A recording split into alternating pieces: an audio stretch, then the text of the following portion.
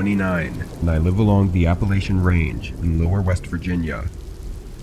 I've been going backpacking and camping for years, exploring different trails all around the nearby mountains.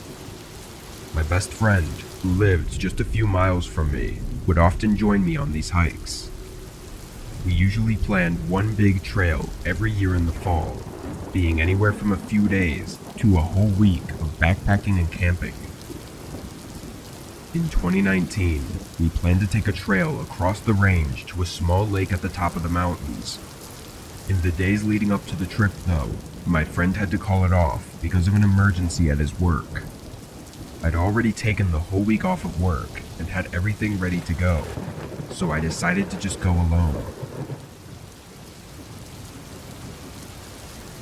On Monday morning, I drove to a nearby trailhead, then started my route. This wasn't a regular recreational trail like you'd typically see on a 4-hour hike. These backpacking trails didn't have defined paths, so you have to use maps, compasses, and landmarks to navigate where you're going.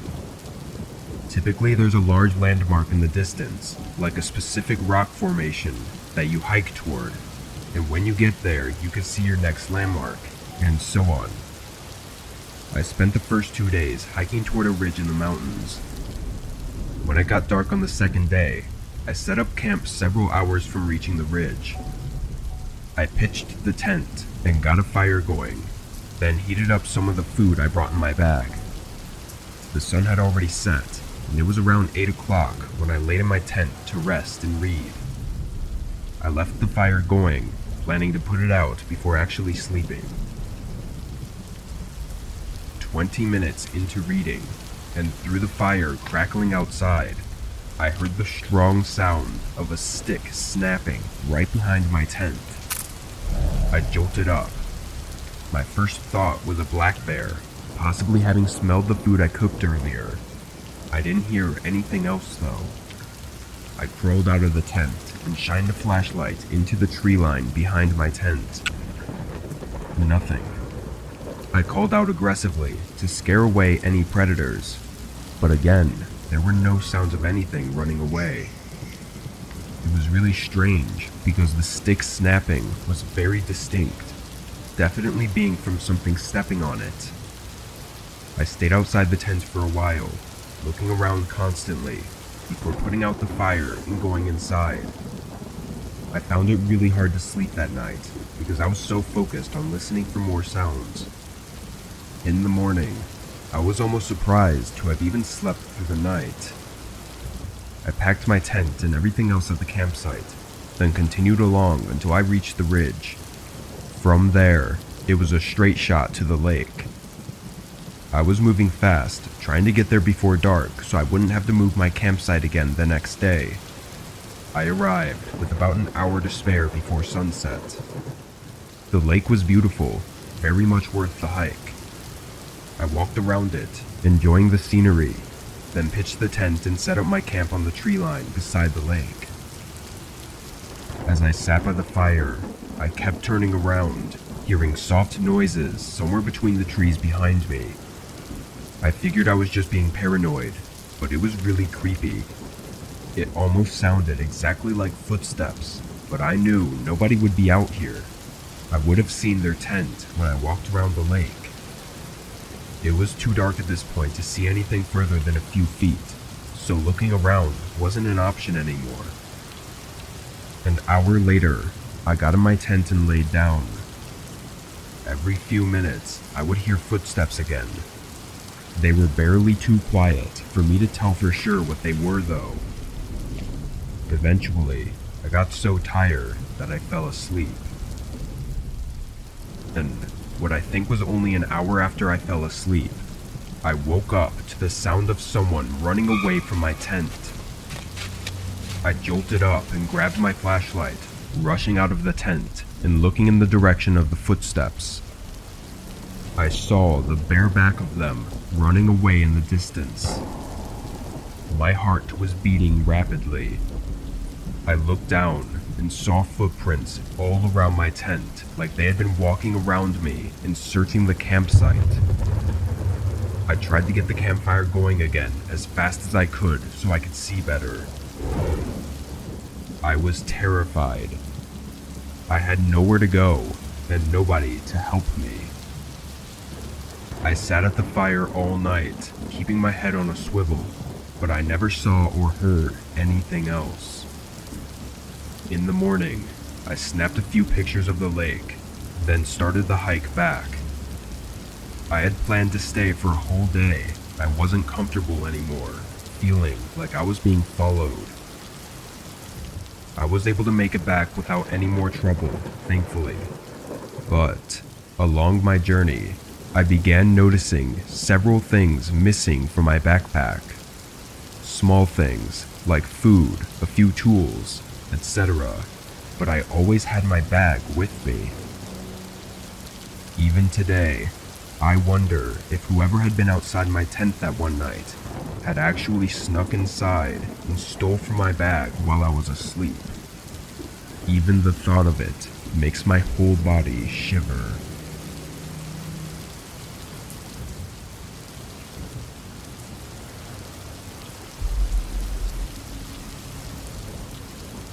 I've always loved camping, especially in the fall when the leaves are changing colors and the air is crisp. So, when my best friend, who I'll call Katie, asked me to go camping with her for her birthday, I jumped at the chance. We packed up our gear and headed out to a secluded spot in the woods that Katie's family had been camping at for years. As we hiked in, I felt a sense of silence. In a good way, though. It was like we were the only two people in the world. The hike was relatively short, and when we arrived at the campsite, we both started working on setting everything up. This only took a portion of the hour, and after we finished, we decided to go for a hike. We went pretty much straight north, off the beaten path, just exploring, until we came across a faded trail. Katie had never seen it before, and said there was nothing out here, so she was confused. We followed the trail that wound through the woods and eventually led us to what looked like an old abandoned cabin. It was small and weather-beaten, with broken windows and a sagging roof. Katie was eager to explore it, and I was a bit hesitant, but also really curious. We stepped inside. It was clear that no one had been there for years. We poked around for a while, looking for any interesting artifacts or clues about who had lived there, but we didn't find anything. As we were about to leave, I noticed something strange. There was a door in the corner of the cabin that I hadn't noticed before. It was very small and had a padlock on it. I pointed it out to Katie, and we both became curious. The lock looked really old, completely rusted all over. I knocked on the door, knowing nobody would be inside, but I just wanted to make sure. Katie went outside and grabbed a large rock, handing it to me. I smashed it against the lock, only taking a few good hits until it broke open. The door dragged against the ground as we pulled it back. Inside, it was pitch black and we couldn't see anything. Katie pointed her flashlight through the doorway, and there was a staircase leading down. We both were creeped out now, but we assured ourselves that nobody has been here for years and there really wasn't anything realistic to fear. I led the way down the steep staircase. It wasn't very long, only 8 to 10 steps, before it opened into a room. What we saw was very disturbing and strange. There were several small mattresses on the ground, along with some other random furniture. They looked very modern though, like the mattresses had to be within 5 years old. Something about it just hit me with fear, and both of us rushed upstairs. We pushed the door shut again and stood there, unsure of what we just saw. We debated whether or not it was a crime scene of some sort, because it all just looked so out of place. As I was talking, Katie suddenly shushed me. In the distance, footsteps were coming toward the cabin. They came all the way up to it, but oddly, they walked right past it without stopping. I could see confusion on Katie's face too. As soon as they were far away, we ran back to our campsite, then right back to Katie's place. We called the police, just in case it was something. To us, the fact that the person kept walking without even stopping meant that they were familiar with the cabin. We didn't know if it was due to something bad or not, so we decided to let the police decide. They searched the cabin and the area around it, but ultimately found nothing leading to anything. They said it was really strange, and even seemed like it had to be something bad, but there just wasn't anything justifying that. It ended up becoming a big thing in our town for a while, having the community talk about every possibility and theory of what the cabin was used for. The city even had the cabin torn down because they didn't want people visiting it. It still has never been figured out, and it probably never will, but there's just something in me that knows something awful happened there.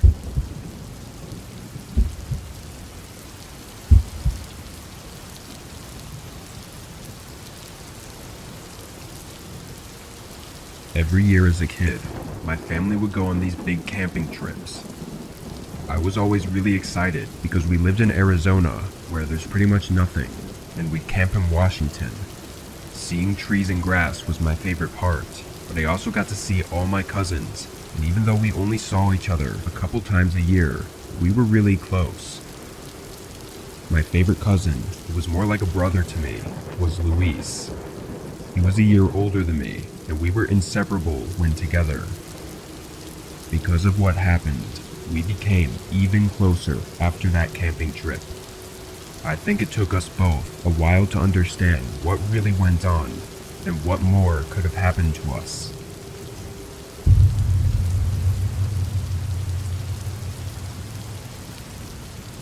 It started when we had been there for 2 days already. Most of our family was either in the lake or by the campfire talking. Luis didn't like to swim, so we decided to play in the woods instead. We played a version of tag called Bandit. We'd switch off being the cop and chase the other one, who was the bandit, until we'd catch them. We would play for hours, but in the woods, it's easy to just keep running and not know where you're going. We tried our best to stay within viewing distance, but when Luis started chasing me with a huge stick, I guess my adrenaline kicked into hyperspeed. I don't know how long I ran for, but eventually, I ended up at an old-looking trailer. Luis wasn't far behind, but I remember him throwing the stick down, his focus now on what we both assumed was an abandoned trailer. We discussed investigating it further, and I'm not really sure why, but we decided not to. We started walking back, but we didn't really know where we were going. Probably about 10 minutes into our walk, we saw a couple coming towards us, pushing a shopping cart full of stuff.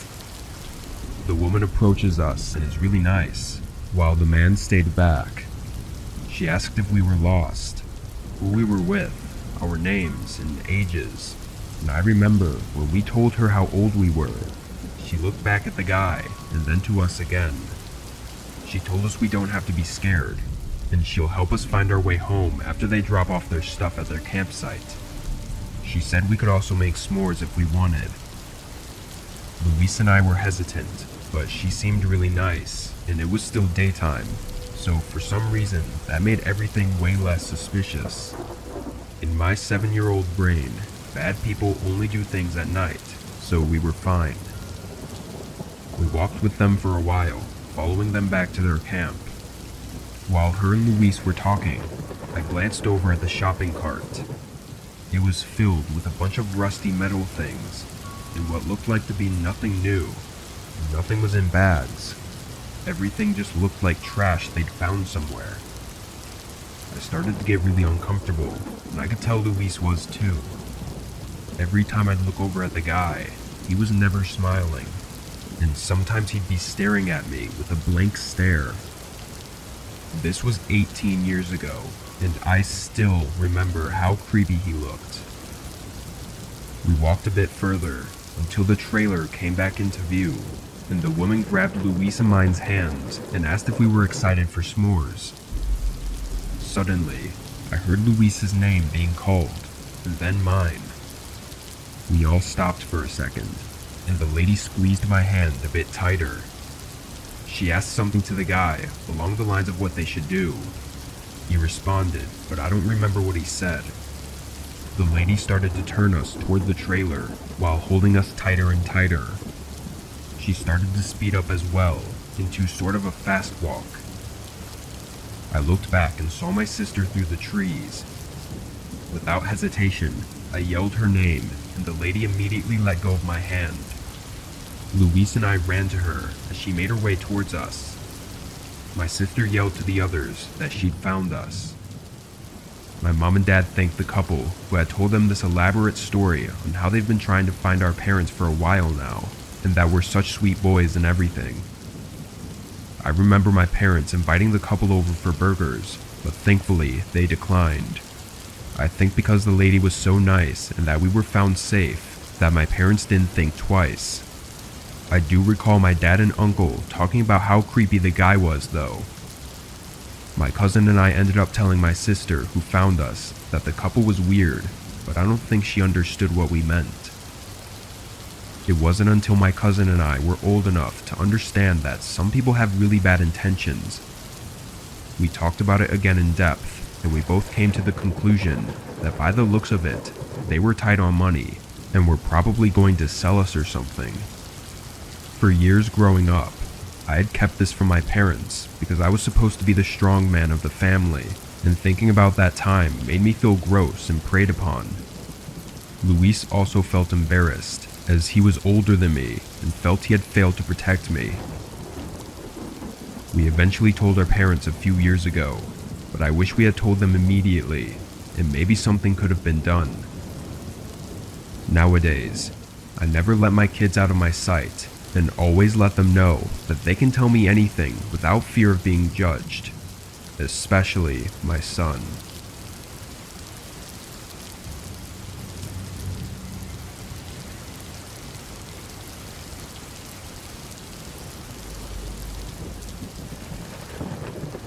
Me and one of my good friends, I'll call him Jesse, would go on camping trips once or twice a year. We used to more when we were roommates in college, but we both work full-time now. Jesse was the one who actually got me into camping, having done it his whole life. I hadn't even been camping once before I met him. This happened 2 years ago, on one of our yearly camping trips that we went on in the summer. To specify, we didn't go far out or anything. We basically went down a trail, maybe 2 hours out, then set up our tents and everything. The whole point of it was to camp, not to hike, and usually for around 4 to 5 days. When we got to a good spot, Jesse and I put everything together and relaxed. The next 3 days were just as you'd expect. We sat at the campfire and had some drinks, and just talked. We went for some walks and played some board games as well, but to sum it all up, we really just relaxed. I mean, that was the whole point of it anyway. On the 4th day, we agreed to wrap it up and head back the next morning. As the sun was starting to set, we prepared to get the campfire going again. Jesse said he'd go for a short walk and collect some dry sticks, and he asked me to get the food out and prep it for cooking. I did as he said, but as the sun faded out, Jesse still wasn't back. It had been maybe 30 minutes, which wasn't a long time for a walk, but it was a long time to be collecting sticks. I figured he must have meant he was going for a walk just to walk, and not necessarily for the sticks. I waited another 30 minutes. The sun was now fully set, and it was getting really dark. I had turned on our heavy lamp for a light source, but I knew it would run out of batteries if I left it on too long. I was getting really worried about Jesse. He was the one who was experienced in everything, so it just didn't make sense for him to get lost like this. I figured it best to at least start the fire, so that if he was lost, maybe he'd see the flame and find his way back. I took the lamp and collected a bundle of sticks and started the fire with some matches. By the 2-hour mark, I was really losing it. I didn't know what to do. I was trying to decide between looking for him or going back and calling for help, or just staying put. Every scenario was running through my head. What if he'd gotten hurt and wasn't far away? Then looking for him would make sense. But if he was far away, then me getting lost would only burden everything more. 2 hours and 30 minutes after I'd last seen Jesse, and 2 hours after nightfall, I heard a gunshot. It was far off, somewhat in the direction Jesse went in, but what really scared me about it was that neither of us had brought a gun. I stood up and paced around the campsite for a minute before grabbing the lamp and going out to try and find him. It didn't take long before I heard steady footsteps running toward me. My hand was trembling, holding up the lamp, but the light only reached a few feet ahead. I saw a figure getting closer, and I barely recognized them to be Jesse. His eyes were wide open, and he looked horrified. I'd never seen anyone's expression be that visibly scared before. He told me in a sharp, hushed voice that we needed to leave right now. We ran back to the camp and got our backpacks, but left the rest behind. I questioned him, but he refused to answer until we made it out of the woods. He said someone else was there and approached him on his walk. They held him at gunpoint, making him be quiet and follow them somewhere. Before they reached wherever it was they were taking him, Jesse tried for his escape, and that's when I found him running. That's all he told me, and ever has told me every time I ask. I can tell he's purposefully leaving out some important details, but he still refuses to share them. One he specifically leaves out is the gunshot. He never mentioned it. Personally, I know Jesse is a capable guy, and it wouldn't be far off to assume he tried to overpower the man holding him up. Maybe he got the gun away from him and did what he had to do to escape. It would explain Jesse's traumatized state and why the man didn't chase him. I don't know what happened back there, but ever since, Jesse hasn't wanted to go camping again. Honestly, neither do I, but I just wish I could know the truth about what went down that night.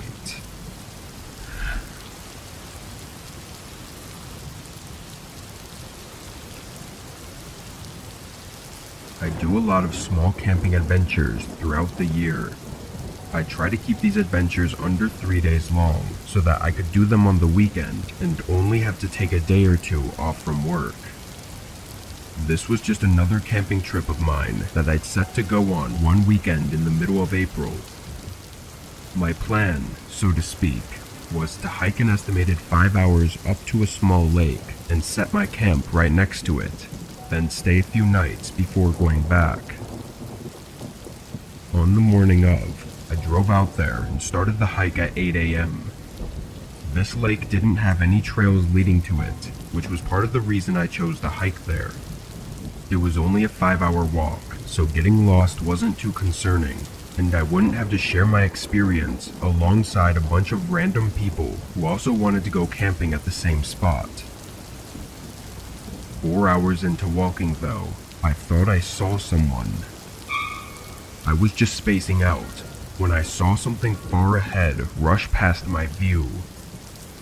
I froze in place, trying to see what or who it was and where they had gone, but there was no more movement. I wasn't looking directly at it when it happened, so I didn't have a clear enough view to know for sure that it was a person, but I paid more attention for the final hour of the hike. When I reached the lake, I was taken back by its beauty. It was the perfect place to catch a break. I didn't spend long finding a spot to set up camp, being in the trees just off to the side of the lake. Almost as soon as I did though, I saw someone. This time for sure. They were on the other side of the lake, walking around by the trees. They had no backpack or anything. They were just walking. I looked around for their campsite, but didn't see anything at all. After a minute, they walked into the forest and didn't come back. This definitely put me in a slightly nervous mood, knowing someone else was out here at a remote lake, and making me wonder if I really did see a person before while I was walking. I chose to spend the rest of the evening at my campsite, and come nightfall, I started up a fire. I kept it small to not draw too much attention. It had been almost 4 hours since I seen the person, but I was still nervous. I heated up some food and ate, then took a book out to pass the time. I got through a few pages, but I couldn't ignore this feeling like I was being watched. I knew it had to be my brain being paranoid because of earlier, but after a few minutes, I couldn't even get myself to read anymore. I put the book down and packed my stuff in the tent, preparing to go to bed. Right before I put out the fire, I did one last look around. About 15 yards away, there was someone standing. Although it was really dark, I knew they were watching me. They stood still, not moving or anything, and we both just stared at each other through the dark forest. We must have been like that for a whole minute when the person started backing up. They still faced me, but walked back into the trees until they were submerged in the darkness. I was physically shaking. What were they doing, and were they going to come back? I built the campfire larger and stayed up through the entire night. At the break of dawn, I packed everything up and moved quickly, making my way back. There wasn't a bone in my body that wanted to stay there a second longer. During my hike back, I swear I heard footsteps far behind me on multiple occasions. Even now, thinking back on it, I can feel my body tense from the fear I experienced on that trip. I don't know what that person wanted, who they were, or what they were doing out there, but based on how they were stalking me, it couldn't have been good. If I had stayed there another night, or had gone to bed in the tent, I'm almost positive I wouldn't be here today.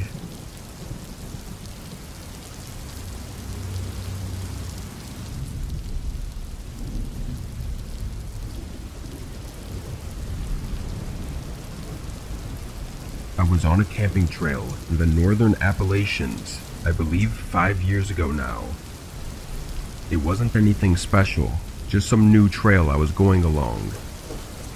I'd done many trails on this mountain range before, and was confident in camping and hiking them. Based on my research beforehand, I planned to be on trail for 3 days, camping the 2 nights. The first portion was a decently beaten path, but the further out I got, the less apparent the path became.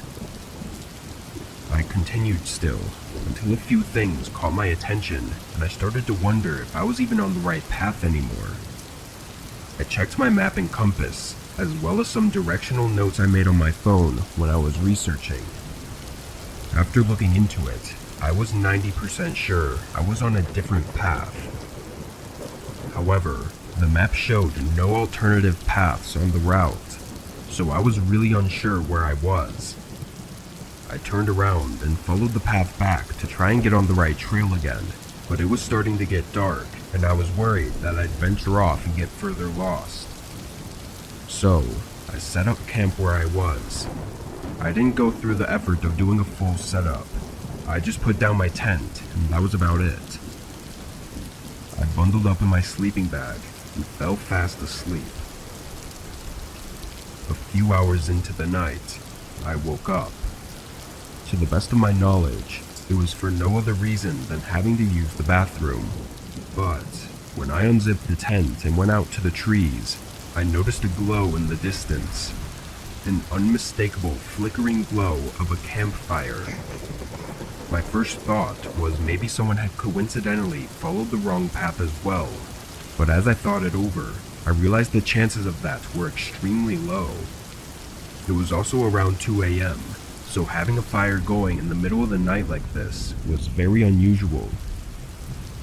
I knew I wouldn't be able to sleep knowing someone was nearby, and I wouldn't feel safe unless I knew they were just fellow campers. My big idea was to start a fire of my own, hopefully showing them that I was nearby if they didn't already know. And if they were planning something, then it would show them that I was awake and aware. I burned up a flame big enough for them to see, but only a minute or two later, they put their fire out. My face went numb. There was no way this was a coincidence too. I waited the night out, checking frequently for any sign of whoever was out there, but there was nothing else. In the morning, I rolled up my tent and got my gear ready, but my curiosity got the best of me. If they were just campers, maybe they know the way back too. I had my handgun holstered to my chest just in case, and I approached the site. It was empty, but there were clear signs of a fire. There were also multiple shoe prints all around, and not far off, a small hut, or maybe a cabin, not something temporary. I approached with caution and looked inside the open door. The place was old and musty smelling, but inside, there was tons of camping gear. Tents, hiking sticks, bags, everything a camper or hiker would need. Expensive gear too, not just some cheap junk. The way it was piled up though, it didn't seem like it was from one person, or even from one time frame. Some of this stuff was new, and some of it was older. I turned away and started quickly going back. By some miracle, I happened to stumble by a boulder that I remembered passing on my way up, and from there, I found my way to the right path. I took it back to the way I came and got out ASAP. I notified the police just in case, but nothing came of it. I don't think they ever searched the area, but I think whoever was out there was stealing people's camping equipment by getting them to go off the main path. I don't know how they did it, or if anyone who fell victim was able to make it out, but I think I was extremely close to finding out firsthand.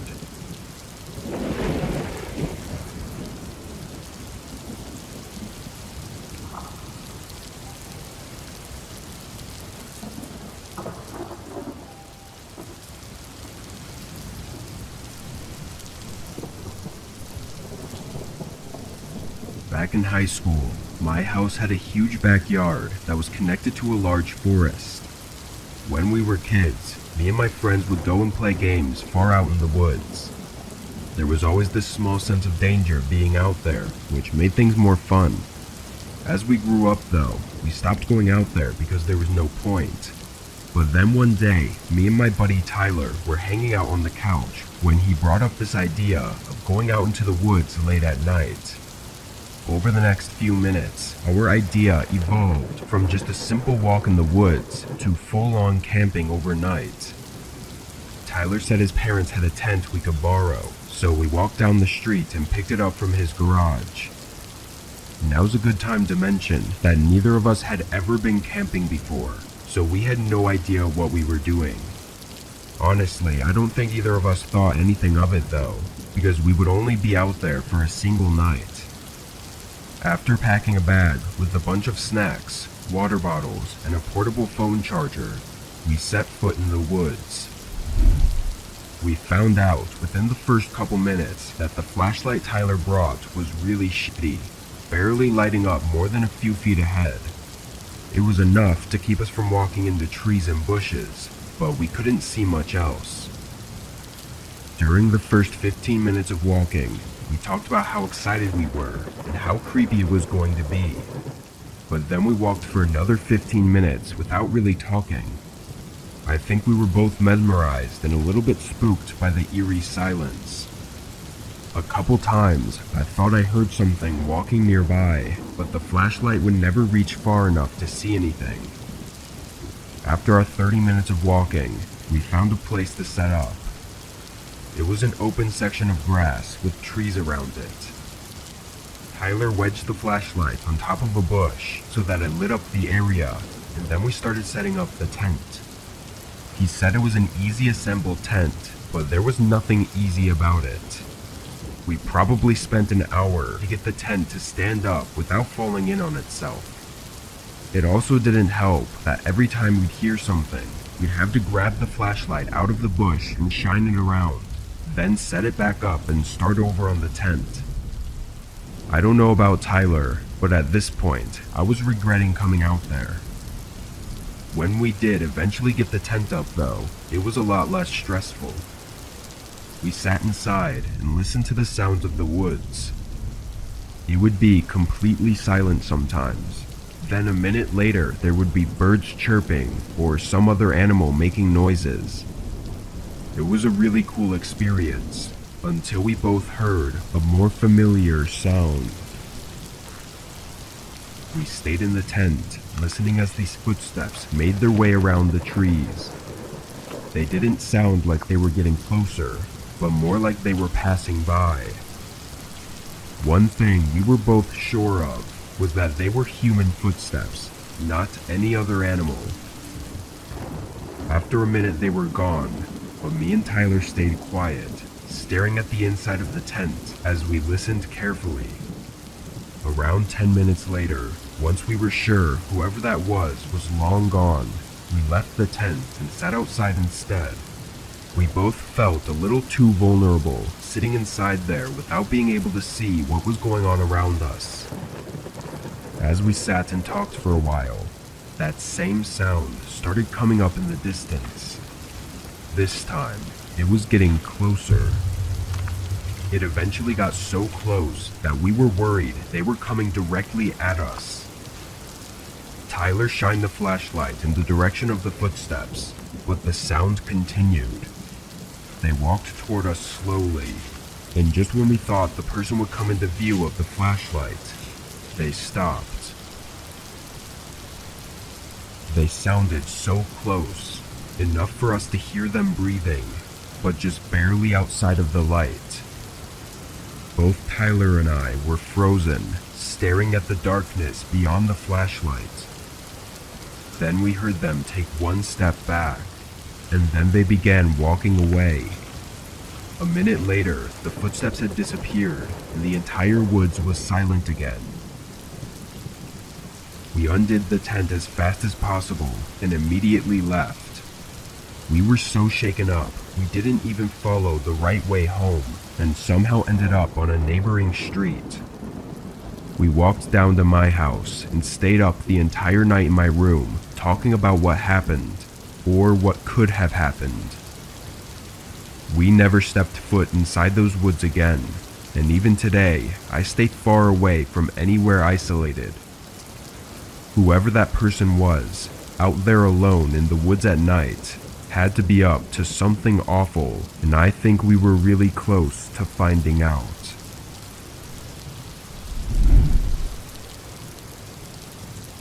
Before I get into this next story, I want to talk about an important sponsor for today's video. Aura is an advanced online digital security service, allowing you to scan and remove your personal data from various online sources, including scam centers, the dark web, and data brokers. These entities profit from your private information, making it crucial to eliminate your data from their reach. And Aura makes it as simple as possible for us to do this. With their free trial, I was registered in minutes and had Aura scan and remove my data with just a few clicks. They notified me about dozens of places all across the internet where they found my personal data, like my full name, phone number, and address. And without Aura, I never would have known.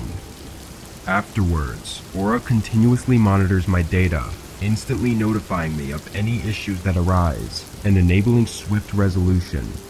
They also include a feature to encrypt your home's Wi-Fi, ensuring the security of all your connected devices. In today's world, personal identity and data theft are unfortunately widespread, affecting a significant number of US citizens, with millions falling victim each year, resulting in huge financial losses. With Aura, you can have the utmost confidence in your security and prevention measures. For a completely free 14-day trial, visit aura.com/whispered or scan the provided QR code. During this trial, you can discover if your personal data has been compromised, remove your data from multiple prominent platforms, and securely monitor your personal identity. I highly recommend using this free trial to see if your data has been stolen and to keep your identity secure. Thanks again to Aura for sponsoring this video and keeping our personal data secure.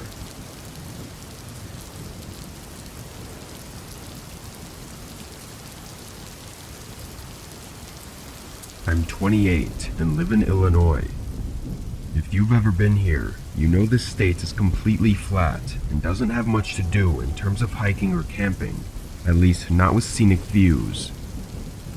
This year, I tried to go camping for the first time in a secluded forest. I thought it would be the perfect starter camping trip since the land was flat and the trail was mostly a straight shot. At the end was supposed to be a small pond, so at least there would be somewhat of a nice view.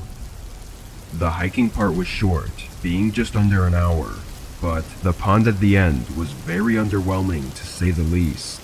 It was very small and surrounded by swampy mush, so I had to put my tent further down into the forest where the ground was dry. I'll admit though, after an hour or two, I was really bored. I decided to get up and walk around the pond just to see what was around. I wandered to the other side, and really there wasn't much to see. It was a peaceful and beautiful forest, but there were no defining landmarks of any kind, so it was kind of just the same forest all around. I started making my way back to my camp, and by then the sun was mostly gone. I brought a small fire starter, so I used that to get a campfire going and heat up some food. But not long after sunset, I noticed a light across the pond. It was in the trees just outside of the pond, but it was right where I had walked earlier, and I knew there was nothing there just an hour ago. While it was uncomforting being out in a forest with some stranger, or possibly strangers, I knew that this was one of few camping trails around here, so the odds of it weren't too crazy. I went about my night, looking across the pond every so often. As it got darker though, this light that I thought was a campfire became more apparent, and I realized it was a flashlight, or some sort of mechanical light. I wasn't sure what to make of it, but an hour more into the night, I saw from the corner of my eye the light started dimming, and then after a few flickers, it went out. I stared at the dark and empty forest across the pond for a good 10 minutes, waiting for the light to come back up, but it never did. It gave me chills, but again, I had no idea what to make of it.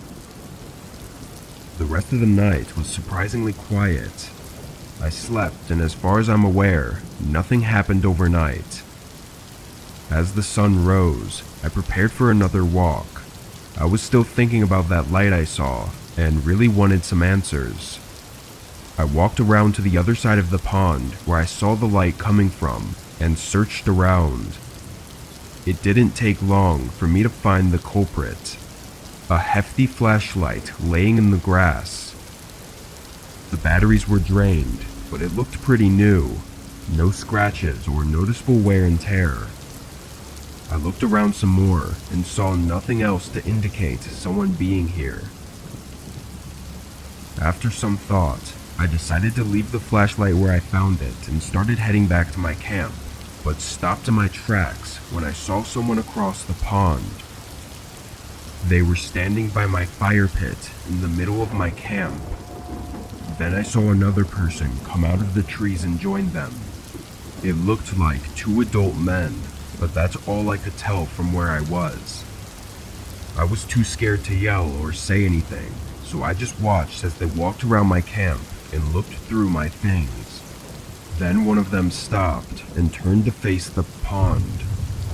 He stood there, scanning the tree line where I was standing, until he was looking right at me. He only looked at me for a moment, but it sent shivers through me. I watched the man leave the camp and start walking between the trees. I lost sight of him for a moment, until I caught a glimpse of him sprinting through the forest. I ran further into the forest, away from the pond. I knew the chances of them finding me were near zero, but I was too scared to think straight. I ran for probably 15 minutes before I stopped and turned in the general direction of my car. Luckily, I made it safely, but I lost everything I had. To put it shortly, nothing happened afterwards. I filed a report with the police, but it all turned to nothing. I think about that flashlight a lot, though. Was it those men's, or was it someone else's? I hope the flashlight was just a ploy they used to get me away from the camp, but if it was, then why would they come after me? I keep trying to convince myself that it was just a robbery, and they had no other intentions, but in my gut, I know that I likely came close to never making it out of that forest.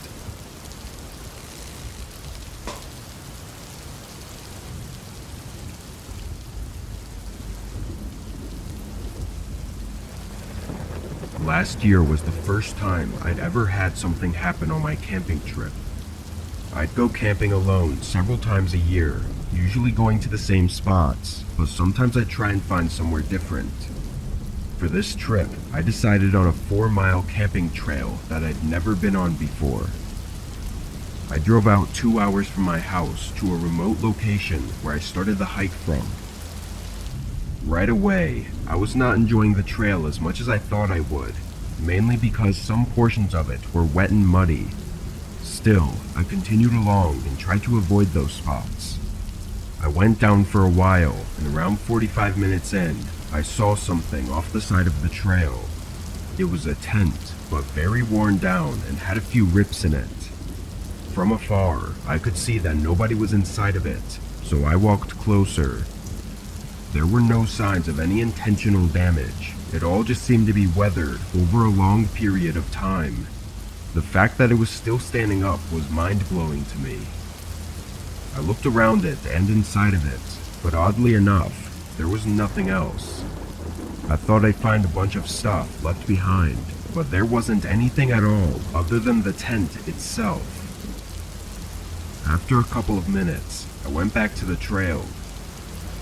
I thought about it for a while, but couldn't come up with any good reasons to leave a tent like that. As I walked for the last hour and a half of the trail, I came across dozens of left-behind objects. All of them were camping or hiking equipment, but seeing all of this stuff scattered around a 4-mile trail gave me an uneasy feeling. Who would leave everything behind? It was definitely not an accident, and I was pretty sure it was all from one person. When I got to the end, I set up my tent a good distance away from the trail, just to be safe. It was getting dark already, so I stayed at my campsite until I was ready to sleep. I felt a bit nervous to go to bed, but I was able to sleep through the whole night without issue. When I got up, it was early in the morning, around 4 or 5, so the sun wasn't fully up yet. I unzipped my tent and stepped out. but right away, I could tell something was wrong.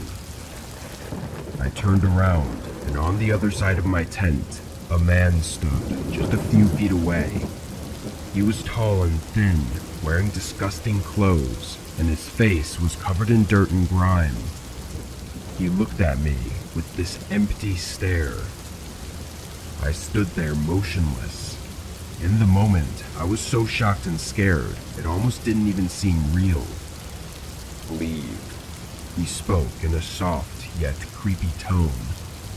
I nodded and quickly started gathering my backpack, but he immediately rushed toward me. I fell back, and all I could get myself to say was, "Okay," repeating it over and over. The man stood over me, still with that empty look in his eyes. "Leave," he said again. I understood what he meant this time, and quickly got up and rushed away, leaving everything behind.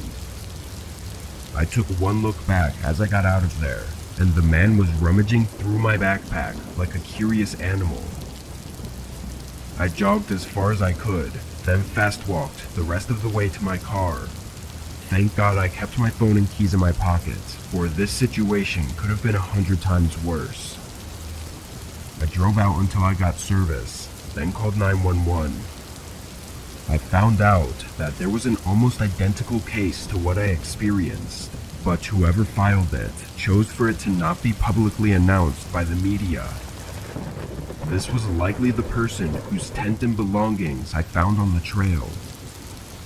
After a week of talking to the police and going over everything, they were able to organize a small search party of officers.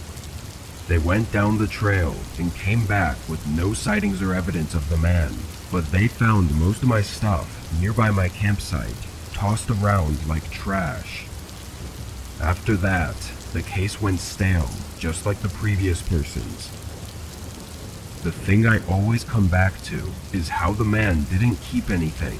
He just scattered it all around the forest with no intent of using any of it.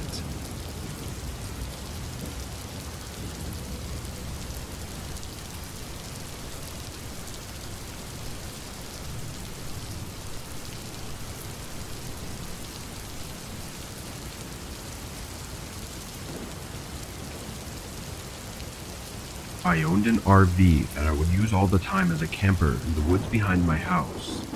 It was a piece of junk, but I would only drive it out a couple miles, then park it and hang out for a few days, so it didn't need to be anything special.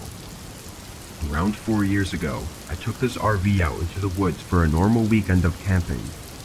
I drove out on the dirt road about a mile, then pulled off into a small plot in between all the trees and set up camp. I made a small fire and brought out chairs, then sat back and had some drinks. I'd take friends out with me a lot, but they weren't always able to spend several days away, so this was just some time I was spending with myself. As night started coming in, I put some more fuel in the fire pit. Just after the sun had fully gone down, I heard something moving around outside my camp. It didn't sound like any wildlife. It sounded more like a person walking somewhere out in the trees. I looked out in that direction, but didn't see anything. This went on for around 20 minutes, hearing what sounded like someone walking around my camp. I put out the fire and went inside the RV, locking it up for the night and checking out the windows over the next hour, but still never seeing anything. From all the times I'd come out into the woods, I'd never once had someone come across my camp, so this was not a normal occurrence. Also, knowing that they were wandering in the dark without a flashlight was even less normal. I double-checked the locks before going to bed, and thankfully, I got a good night's sleep. In the morning, I got up and made coffee, ate breakfast, and spent a couple hours in the RV before going outside.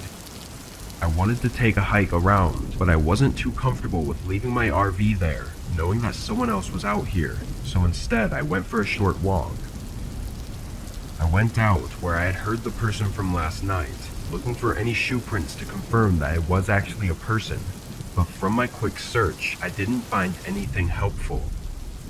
I don't know if it made me more or less uneasy, but when I got back to the RV, I brought out my handgun and strapped it to my waist, just to be safe. When it was night again, I started up the fire pit and tried to take my mind off of things. I sat outside for a while, I want to say probably an hour, and was relieved to have not hurt anyone. I had a beer and listened to the calming sounds of the woods at night until I got sleepy. I stood up and went to put out the fire when I saw a figure in the corner of my eye. My head quickly shifted to look at them. They were standing between the trees, maybe 25 feet away, glowing in the faint light of the fire pit and just watching me. Only a moment passed before they turned and walked away, leaving the light. I was really creeped out, and not hearing any more footsteps or movement only made me more paranoid about where they could be. I picked up everything I had outside and put it in the RV, then put out the fire and locked myself inside again. I was even thinking about fully packing up and heading home in the morning, because this just wasn't going to be a nice time anymore. Whoever was out there had now come by my RV twice, and neither time did they say anything or introduce themselves. I stayed on watch for a couple hours, checking the windows multiple times and listening intently. It was during the third hour, while I was nodding off in my chair, that I heard footsteps approaching the RV. They were walking quickly, going right up to the door. I stayed quiet, clutching my pistol and hoping for them not to do anything. There were a few odd seconds of them not making a sound, but just standing on the other side of the door. Then they slowly walked around the RV, then quickly ran away. I stayed awake until the sun came up, and as soon as it was clear enough to drive, I got the RV ready and drove home. Whoever was out there had to have some sick plans for them to be coming up to my RV like that in the middle of the night, and I knew that if I stayed, it would likely have ended up really bad for one of us. And I wasn't going to take my chances for it to be me.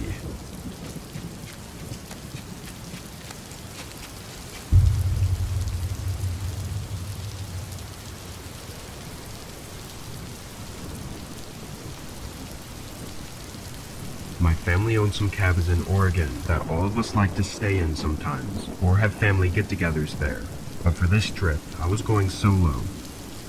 I had just turned 20 and had never been camping alone, and I figured camping somewhere near the cabins would be perfect in case something were to happen.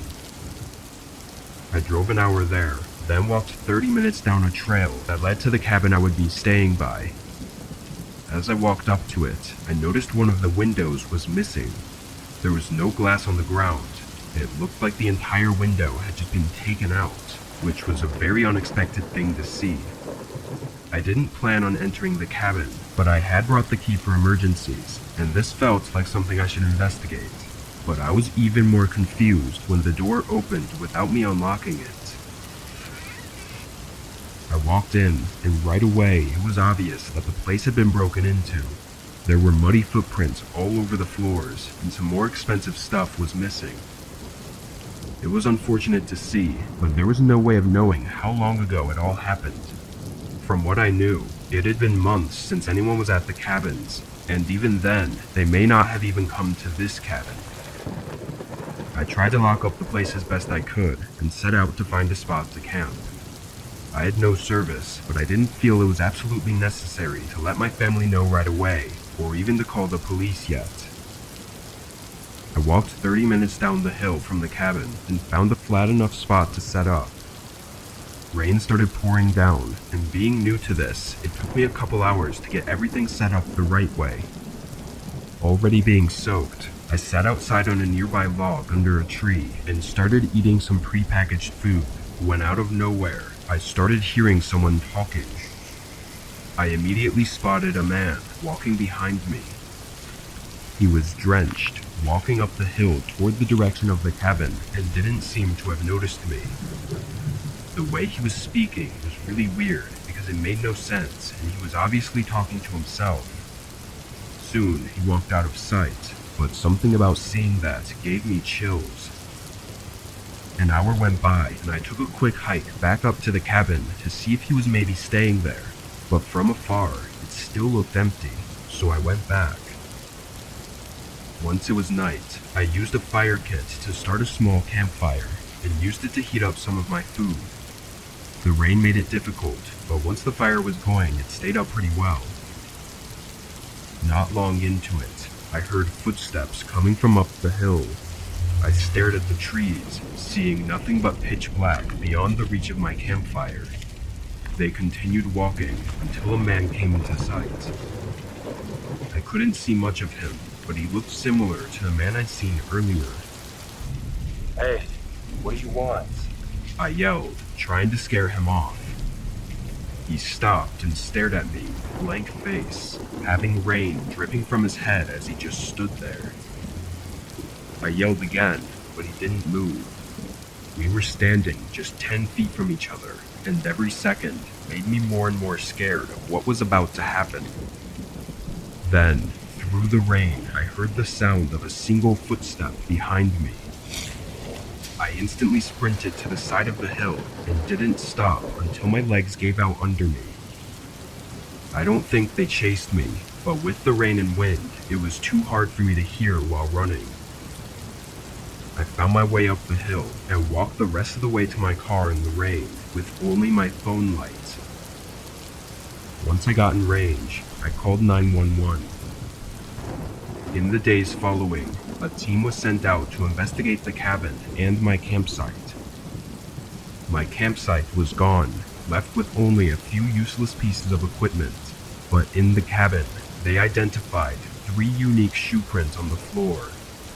It had me shaking for weeks, knowing that there were 3 unknown men out there, hiding not far away. Nothing else was found, and it was all said to most likely just be a robbery because they didn't chase me. But who knows what they would have done to me if I had stayed there.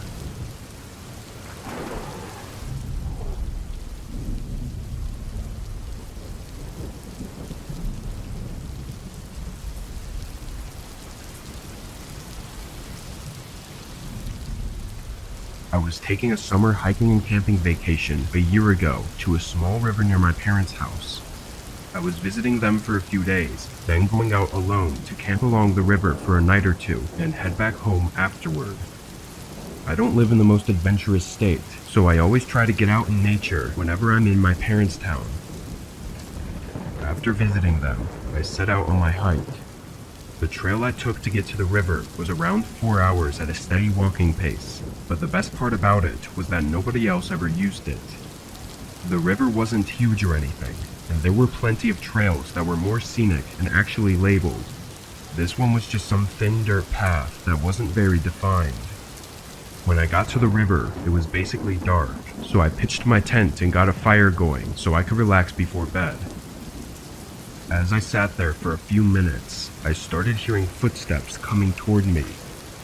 I looked over, and after a minute, a man appeared from the trees. He waved at me and came over to my campsite with a smile. He looked like a normal man in his early 30s, though a bit dirty and unkempt, like he'd been camping out here for a while. After introducing himself as John, he made small talk with me, telling me that he was camping not far from here. I went along with the talking just to not be rude, but the whole thing felt off. Eventually, the man said goodnight and walked away. I watched as he went along the river with his flashlight, but after a minute, the light shut off, and there was nothing else after that. I didn't think that much of the encounter initially, but the man definitely had something off about him. What worried me the most was how he had come up just a few minutes after I got the fire going. He had to have been really close by, like he was following me or something. I chalked it all up to my nerves and told myself it was just dumb luck that he was out here. After all, he came up and introduced himself, which I assumed he wouldn't have done if he had any bad intentions. I smothered the fire and stayed up in my tent for a while, then fell asleep. I woke up at sunrise and spent the day hiking along the river.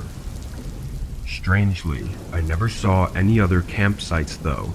No signs of fire or tents being set up, not even in the direction I'd seen the man walk in. I figured he must have been further into the forest, but it only made me slightly more nervous. I got back to my tent just before dark and was surprised to see John sitting next to my unlit campfire.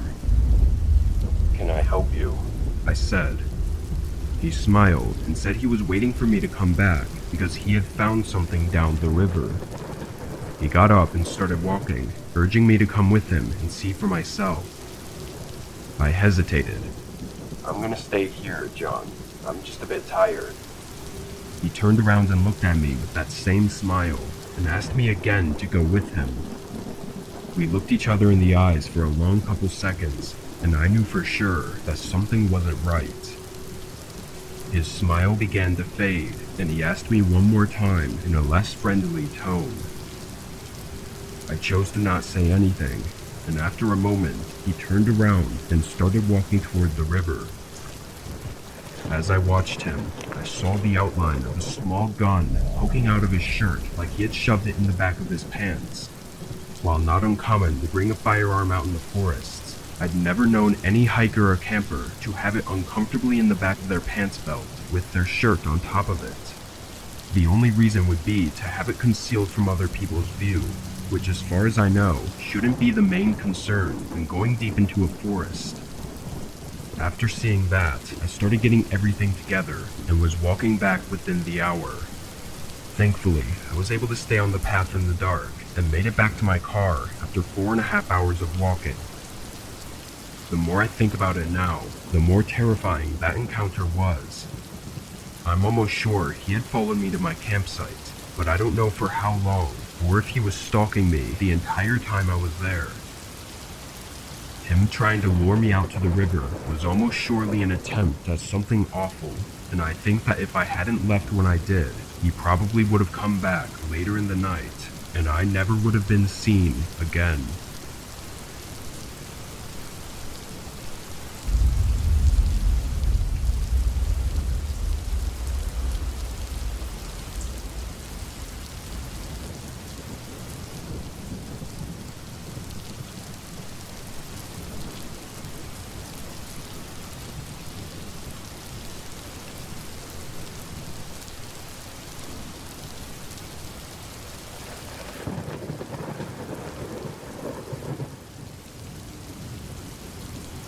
It was early March, and I'd taken my camper out for a midweek camping trip. The woods right outside my house had plenty of dirt paths, big enough to fit my truck with the camper attached, so I would often find myself staying out there for a couple nights a few times a month. My favorite spot was down a small trail that went out by a lake. The lake itself was huge, but the spot I always went to was secluded and far too random for most people to go to. When I got out there in the morning, I detached the camper from my truck and got my bag together for a hike. There weren't any trails out here from what I knew, but hiking along the lake was still a nice walk and assured me that I wouldn't get lost. Only a few minutes walk from my camper though, I came across something really strange. It was a trailer wedged between a couple of trees, looking rugged and old, almost like it had been out here for years. But I had been this way before, and it definitely wasn't here last time, so someone had to have moved it recently. I stayed for a little bit, keeping my distance, but trying to see if there was any sign of someone living there. In all honesty, taking just one look at it gave me the feeling that this was purposefully hidden, maybe to cover something up. From what I could see, it had no signs of being lived in recently, which only made my suspicions grow. Why would someone go through the effort to move a beat-up trailer through the woods into such a secluded area? My gut was telling me to leave, but something about it pulled me in enough to get me to knock on the door to the trailer. Nobody answered, and there was no movement from inside. I knocked one more time. With no more sounds, I left it and walked back to my camper. The trailer was on my mind for the next several hours while I sat outside and got my campfire going. Once the sun set and the stars came out, though, I was back to enjoying my night. I was sitting on a small chair and looking up, just taking in the peacefulness, when the unmistakable sound of footsteps crunched the leaves from somewhere out in the woods behind me. I turned and saw a light steadily going between the trees as whoever was out there walked through the woods. Seeing someone out here was really strange, so I kept my eye on them as they continued toward the lake, but then the light suddenly shut off. I stared off into the darkness for a while, looking for any movement, but couldn't see anything. Then the faint sound of footsteps started again, coming in my direction. They were subtle, clearly trying to be as quiet as possible. I stood up. Hey, what do you want? The footsteps stopped, sounding like they were just a few yards from me. I waited for a response or some kind of movement, but there was nothing for what felt like an entire minute until they finally started backing up.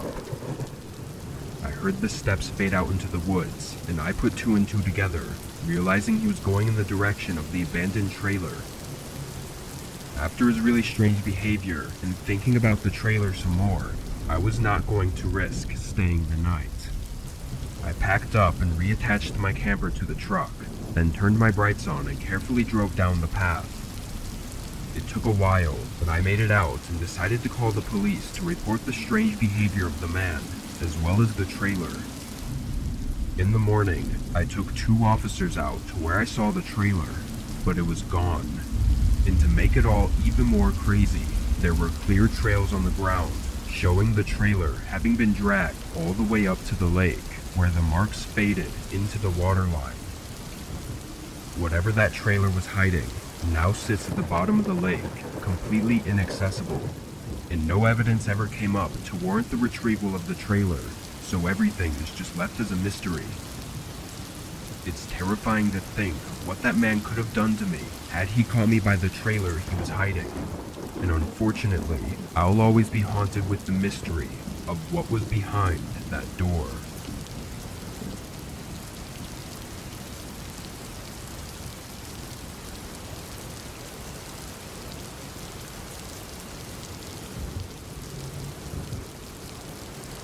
Last year, I went out on my own into the forest about an hour from my house to go camping for a night.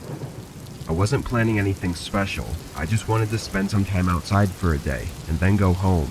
And although inexperienced, I didn't see the harm in being out for just a day. When I got to the camping trail, there were 3 cars parked on the road right next to it. I really didn't want to talk to anyone or spend the day around other people, so I kept driving until I found a different trail down the road. There were no places to park, so I had to go further down and then walk back. This trail was very thin and was all dirt, no gravel or anything, so it definitely wasn't a popular spot.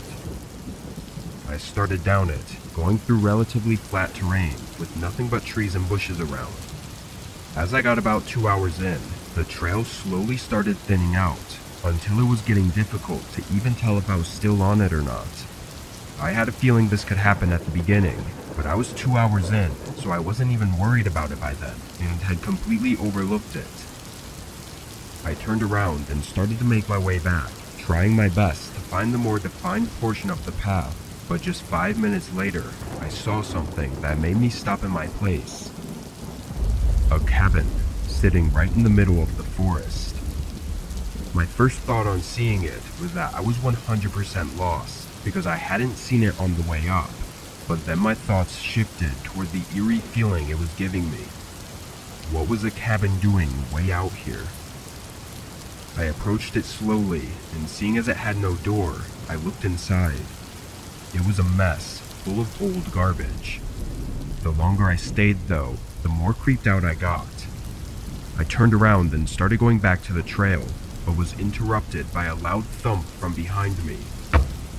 I looked back at the cabin, and through the doorway, I saw a man appear from behind the wall. He was middle-aged and wearing torn-up clothes, pretty much looking like he lived there. He looked at me with a creepy, emotionless face. I nervously said sorry, then quickly walked away. I looked back once, seeing him staring at me as I got further away. I spent the next hour on edge, looking everywhere for the trail while also making sure I wasn't being followed. As the sun began to set, I got increasingly more worried, but thankfully, just before the light was gone, I found the middle of the trail. I debated just going back to my car, but chose to stake out the night just to be sure I didn't lose my way again. I unloaded my bag and got my tent set up, then went inside and laid down. I had planned to get a fire going and do a bunch of other stuff, but at this point I wasn't even in the mood anymore and just wanted to rest. I closed my eyes and drifted into sleep. When my eyes opened, it was pitch black, and all I heard was the forest creaking. I tilted my head, and my eyes locked on the entrance to my tent. Staring back at me was the shadow-covered face of the man, with his head sticking through the half-opened entryway. I jumped back, and the man did the same. I heard his footsteps hurrying away as I got out and looked, only seeing the back of him running into the woods. With my heart still racing, I undid everything and shoved it into my bag, then carefully followed the trail all the way back to my car. I can't even begin to think of what that man was about to do while I was sleeping, but his eyes looking back at me through the dark was a horrifying sight that is yet to leave my head. I of course never went back, and have mostly refrained from talking about it, just because I know I won't ever get any answers.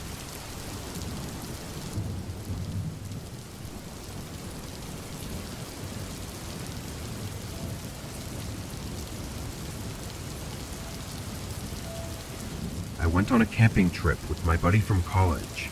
I'll call him Andrew to keep both of our identities private. We'd been friends for a little less than a year and both enjoyed the forest and going for hikes, but really hadn't ever stayed overnight in nature before. This was during spring break at our school, and we'd been planning this for a while. We chose a trail we were familiar with and even got a basic idea of the area we would set up at, and come the day of, we headed out without thinking twice. We were happy seeing that nobody else was on the trail. In fact, we had chosen this trail for that very reason, knowing it was never a busy attraction. The trail took us about 6 miles into the forest before we got to the general area where we wanted to set up and pitched our tents, then had a small meal just before the sun was about to come down. Andrew and I collected some large stones and sticks to make a fire with and got it going just as it got dark. Irresponsibly, we'd brought a pack of beers and started drinking while talking and just hanging out by the fire. We had some good conversations and had fun, but a couple hours in, we were ready to call it a night. We put out the fire, then got in our tents to go to bed.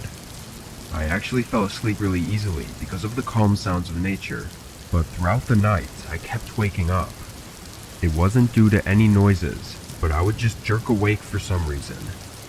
I assumed it was just me being unfamiliar with being out in the forest at night, but it still gave me an uneasy feeling.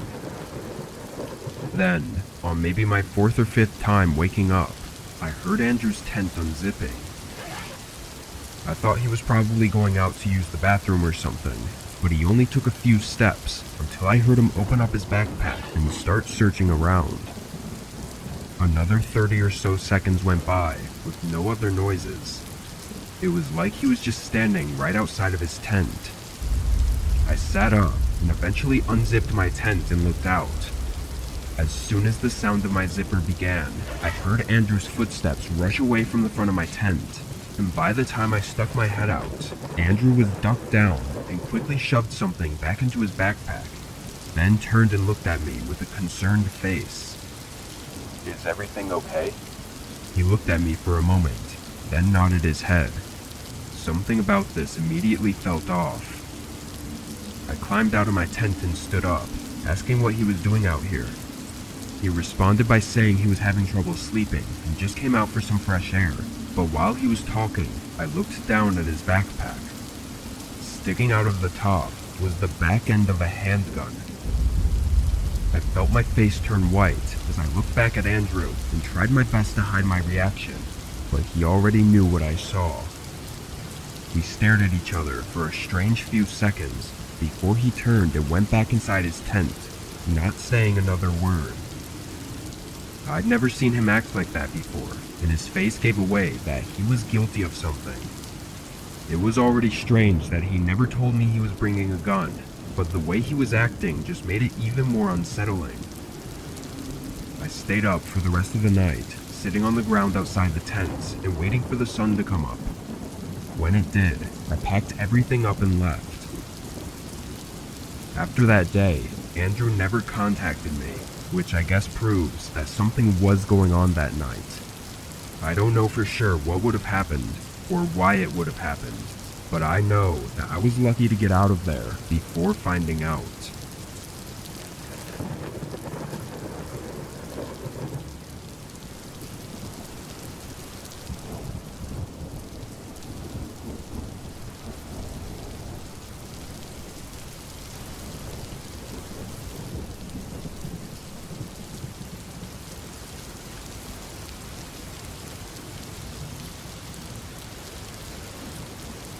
This was in 2016.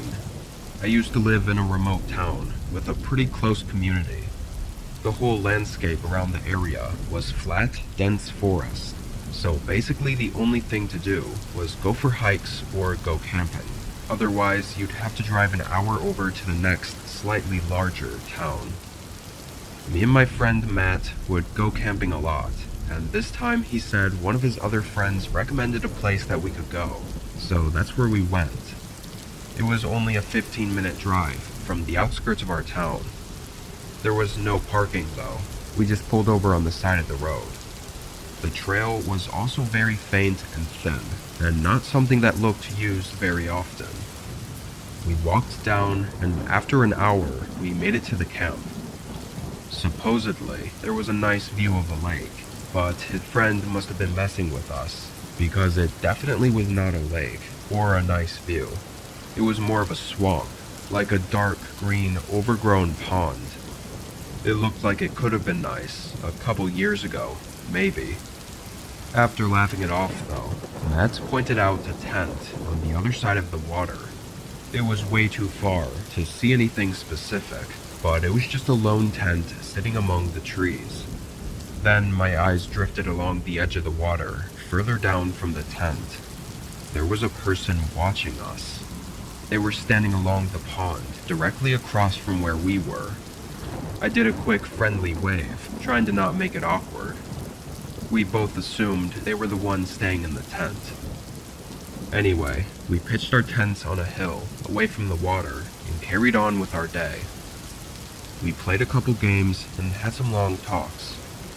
During the whole day, we occasionally looked out at the water, and we both found it a little strange that we never saw the person near their tent. They were either not there at all, or just walking around in the trees further away. As the day slowly turned to night, there were a few hours where we never saw them. We walked around and collected some scraps to make a fire with, then propped up our chairs close to the flame and made dinner. We were just chatting and having some laughs when Matt suddenly jumped up from his chair.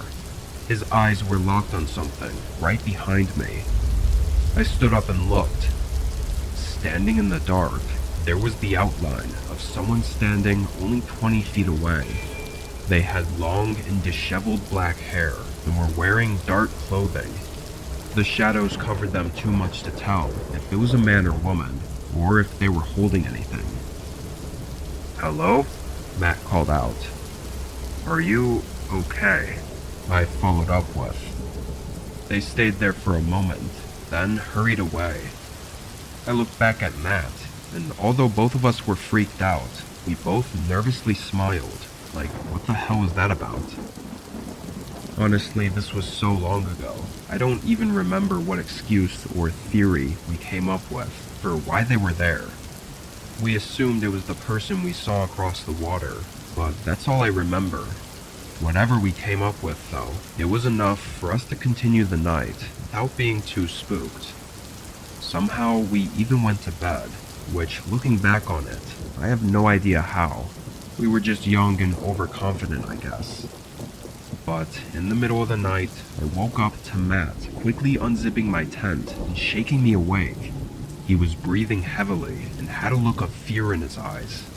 As I got out, he said he woke up hearing someone outside, and when he opened his tent, he saw that same person standing right by my tent. When they saw him, they ran.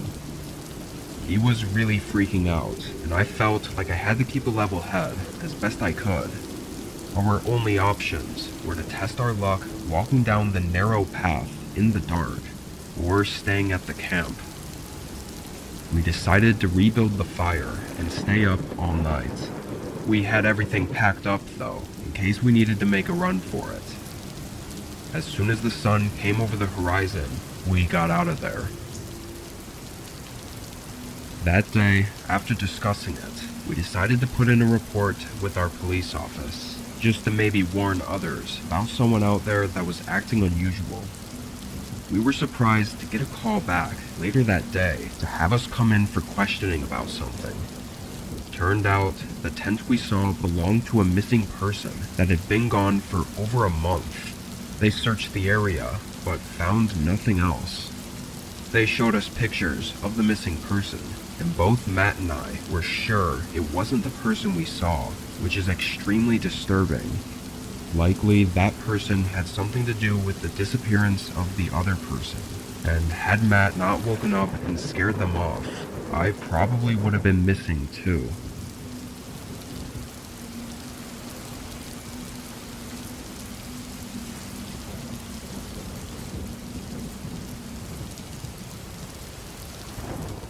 Recently there's been an enormous data breach. 2.7 billion victims' personal information and social security numbers were stolen. This stolen personal data could allow people to gain access to your financial accounts, or even steal your identity. So now it's more important than ever to take extra measures to ensure your security. There's really no better time than now to take advantage of Aura's security service. I've been regularly sponsored by Aura for over a year now, and it's because I honestly believe their service is amazing. Aura provides continuous monitoring of your personal data and resolves any potential threats that may come up, while also preventing future threats. They also make it incredibly easy for you to use and understand everything going on with your data. With their free trial, you'll be able to have Aura scan and remove your personal data from all over the internet, including scam centers, the dark web, data brokers, and hackers.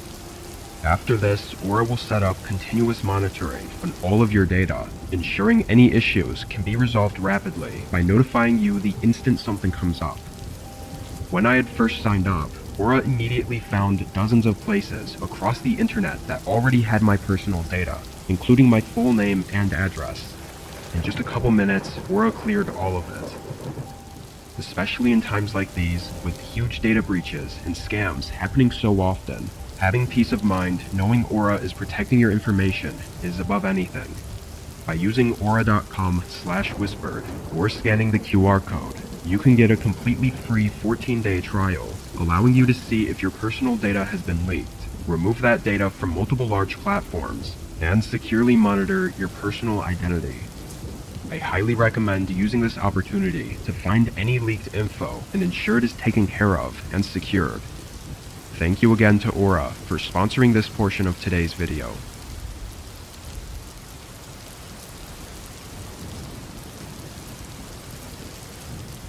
I was camping out in the woods in the back of my property. I have a decent amount of forested land, so I like to make use of it and go for a casual camping trip every so often. Just a 10 to 15 minute walk out, I cleared a spot for a campsite.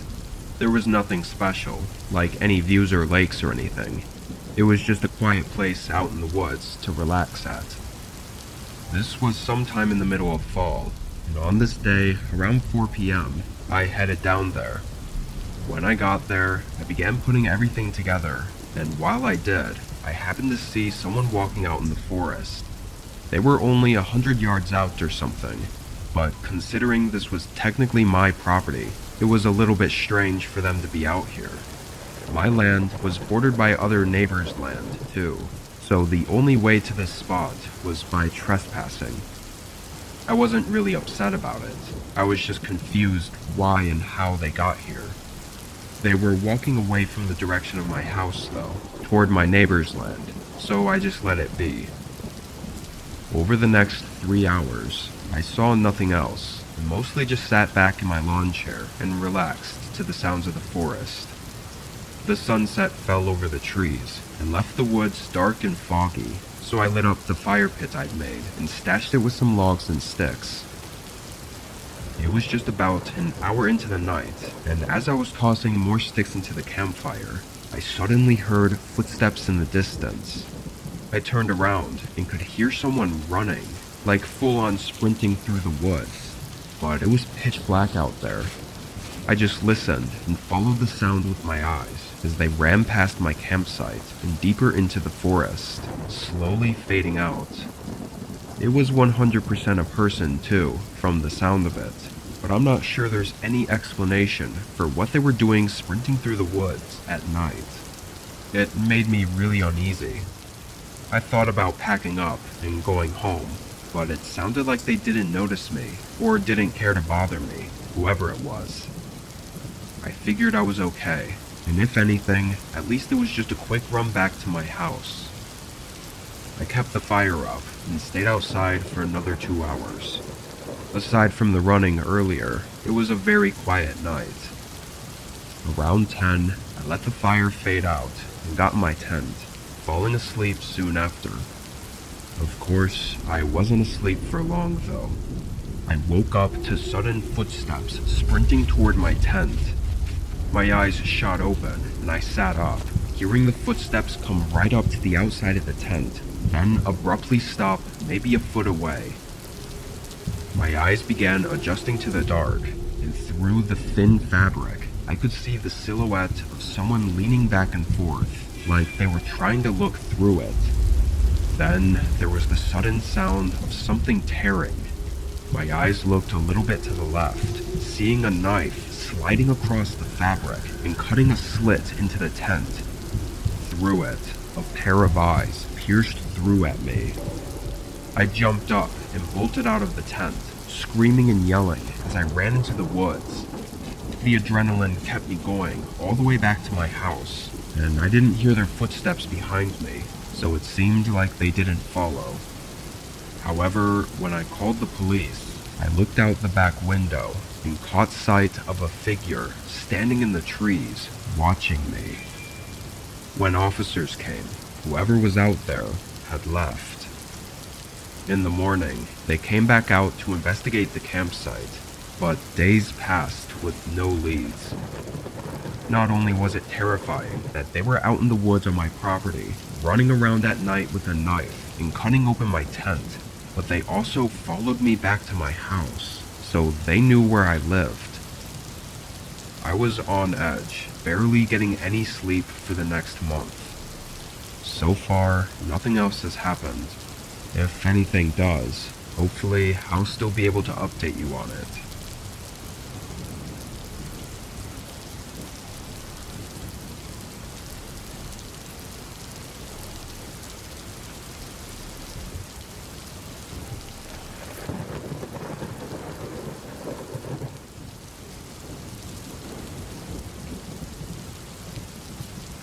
This was 3 years ago, just at the beginning of December. Where I live, it doesn't get too cold until late December, and we usually don't get any snow until early January. I go camping pretty often, and typically try to take as many trips as I could before winter comes in, and then I wouldn't be able to go out for several months. I schedule some time off work for the first weekend of December, so I could do one last camping trip. I chose a place an hour north from me. I knew it was a little colder up north, but I didn't think it would be enough difference to matter too much. Besides, I was prepared with camping gear that was also rated for cold temperatures. I headed down there in the morning, arriving at the trailhead just a couple hours past sunrise. There were 2 other cars at the trailhead, one regular-looking minivan and one truck that looked like it'd been off-roading, with mud and scratches all over it. I parked and began down the trail. It was definitely chilly out, so I put my jacket and hat on. Not too long into it, I passed an older man with his kid who looked like they'd camped the night before, so that accounted for one of the cars. When I got to the campsite, I figured there would only be one other group or person there, but it was empty. Just a flat grassy spot near a flowing pond. No other tents or people. I sat my tent up on the edge, near the trees. For the first little bit, I spent some time writing in my journal, but as the day went on, it got colder and colder. I got up and built a campfire to help keep me warm. It wasn't too long after that, someone else came walking down the trail. It was a man, maybe 40, and he wore a thick coat and a cloth covering his face. He had a small backpack, but when he passed me and went to the other side of the campsite, I noticed his bag was flat, like there was almost nothing in it. He sat down and leaned up against a tree. I thought he probably had a friend further down the trail that was on their way or something. But a while passed. I don't know, probably 45 minutes, and nobody else came. Also, the man didn't move.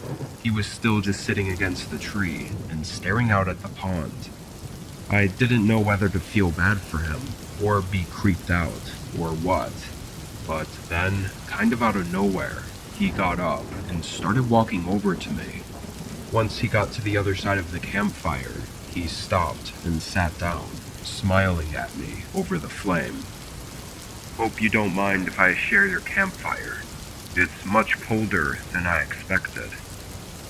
I said it was okay, trying to be friendly, but also feeling a bit uncomfortable.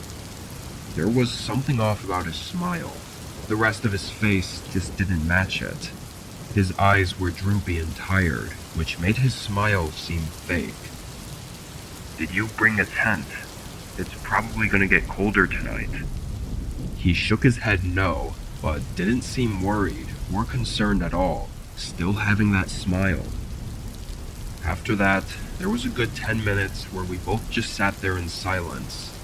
During that time, I'd already made up my mind that I wanted to leave, but I was nervous about packing my things up right in front of him. But the sun was nearly set, so if I was going to leave, I'd have to soon. I stood up and went toward my tent, getting my sleeping bag from inside and rolling it up. I could feel the man's eyes staring at me the whole time, and when I turned around, he was looking right at me with that same creepy smile. He stood up, holding his gaze on me, then walked back to the tree he was by earlier. However, he didn't stop. He continued walking past it and into the woods, disappearing from my sight not too far in. I stood still for a minute, listening for his footsteps, but the forest was quiet. I didn't know what the hell was going on, but I was sure he'd be coming back any minute. I hurried to get the rest of my things packed, and within 2 minutes, I was heading back down the trail. I left the campfire going, so that if he was watching me from a distance, maybe he'd think I hadn't left yet. The next 2 hours were extremely unnerving, walking in the dark and freezing cold, just hoping I wouldn't hear his footsteps rushing behind me. I made it to my car safely though, getting in and driving home. I noticed that the trailhead, the old truck, was gone though, so if it wasn't his, I don't know how that man got there. Regardless, if I'd stayed that night, something definitely would have happened. The man was probably going out into the woods to get something, only to come back soon after and do whatever he was there to do. Or he could have been waiting out there, pretending to have left in hopes that I'd feel safe enough to stay the night, just to come back in my sleep. The imminent events of that night will probably haunt my thoughts for the rest of my life.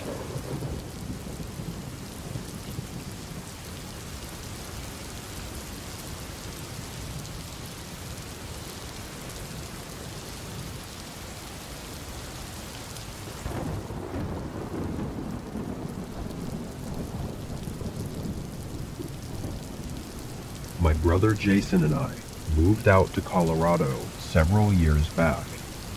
We both wanted to live by the mountains, but neither of us could afford to on our own, so we split the rent on a townhome in the suburbs right outside of Denver. This worked out perfectly because we were only 10 to 15 minutes away from a huge line of mountains. One thing I will mention about these nearby hiking and camping trails though, is that they're pretty packed. It's so accessible to everyone around, and the tourists that almost any time of the year, it's hard to find solitude. Because of this, me and my brother decided to plan a 3-day backpacking trip that would take us away from the crowd of people and hopefully give us some peace and quiet. I trusted him to route our trip, and a couple weeks later, we drove down to the trailhead. Only one other car was parked there when we arrived. It was some old-looking SUV covered in dust, looking like it'd been through a rough drive. Seeing as it was likely only one other person was hiking this route, we went in with a positive attitude. The first day of backpacking was an 8-mile hike. Most of the terrain was actually flat until we got to the last couple miles where we started up a mountainside. It was pretty tiring, but Jason promised that the campsite would be worth it, and it turned out he wasn't lying at all. About 3/4 up the mountain, there was a small flat area right on the side of the cliff with a view of the whole valley. It was stunning, especially with the sun starting to set. After taking in the view, we started pitching our tents, then gathered up some sticks and stones to make a fire pit with. Once the fire was going, we sat down and just talked. I don't even have any idea how long we were talking for, at least 2 hours or something, when we both heard something from the trail. We instantly went silent, listening as footsteps started making their way up the trail and toward our campsite. A minute later, a man came out of the dark and into the far light coming from our fire. He wasn't wearing a headlamp, which every hiker and camper knows is an absolute must when there's even the possibility of being out in the dark.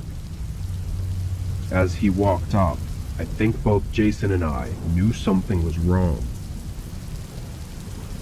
He had a grin on his face just as he approached the campfire.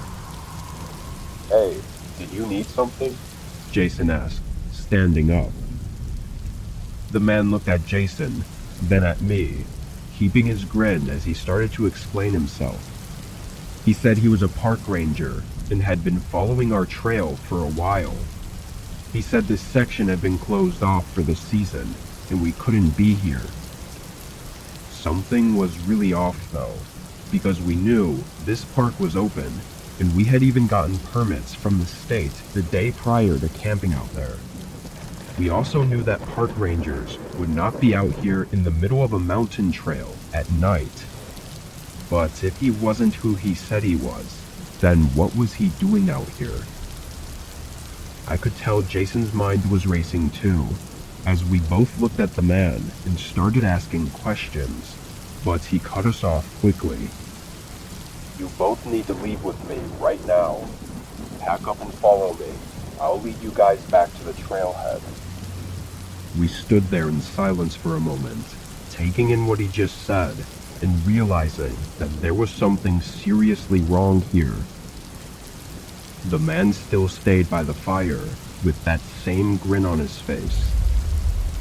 No, we're staying here, Jason said.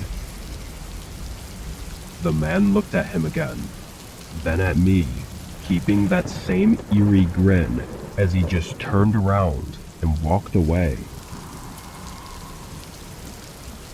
Terrified, we didn't even speak for a few minutes, just listening to make sure he didn't come back. Then we grabbed some more dry sticks and rekindled the fire. Neither of us were sleeping. We stayed up the entire night, sometimes hearing what we thought were footsteps again, but never seeing the man. Once the sun was up, we packed and left, cutting our trip short and retracing the trail back to our car. When we got back, that same dusty SUV was there, which got us both wondering if that hiker had run into the same man as us, and what happened to them. We notified the police, but ultimately found nothing out of it. There was no doubt the man was lying about being a park ranger, but the fact that he tried to lead us out into the woods in the middle of the night means he was likely trying something horrible. What that was, we don't know, but it seems like the other hiker may have been unfortunate enough to find out.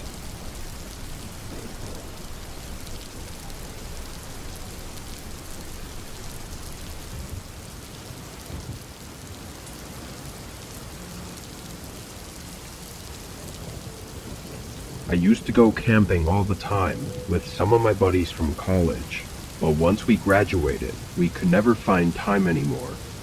Everyone's schedules were different, so I ended up going out on my own. There was a camping ground that we used to go to a lot, so I played it safe and went to that same place. It was somewhat far out and not the easiest to get to, but that's why I liked it. Nobody would ever be there because there were a lot of easier options nearby to camp at. Knowing the route, I got there no problem and set all of my stuff up. Not long after though, a man showed up. He looked like any other hiker, but he only had a small backpack, so definitely no tent or camping gear. The only thing that had me questioning why he was here was that this wasn't a very scenic spot or anything. It was a nice place to camp because it was an open area with trees around. But if you're not camping, then there would be no reason to hike all the way out here. I didn't think all that much about it at the time because the man seemed normal enough. Maybe he just wanted a quiet space to relax for a bit. I stayed by my tent and the man stayed on the other side of the campgrounds. Around 6, I walked away from my tent to cook my food, and it was around this time that I saw the man finally leave. I thought it was a little late to be walking back because it was going to be completely dark in less than an hour, and the hike was probably 3 hours. Other than that, I was just happy to be alone now. I boiled some water with my mini stove and made one of my freeze-dried meals, then went back near my tent and sat down. The sun was just about gone, so I brought out a small lantern and hung it on the side of the tent as I stayed outside and took in the atmosphere. It suddenly hit me that I was alone out there, and that usually this is when we'd all gather around and talk by a campfire, but by myself, I didn't really have anything to do. After a while, I turned off the lantern and went inside my tent, laying down and turning in for the night.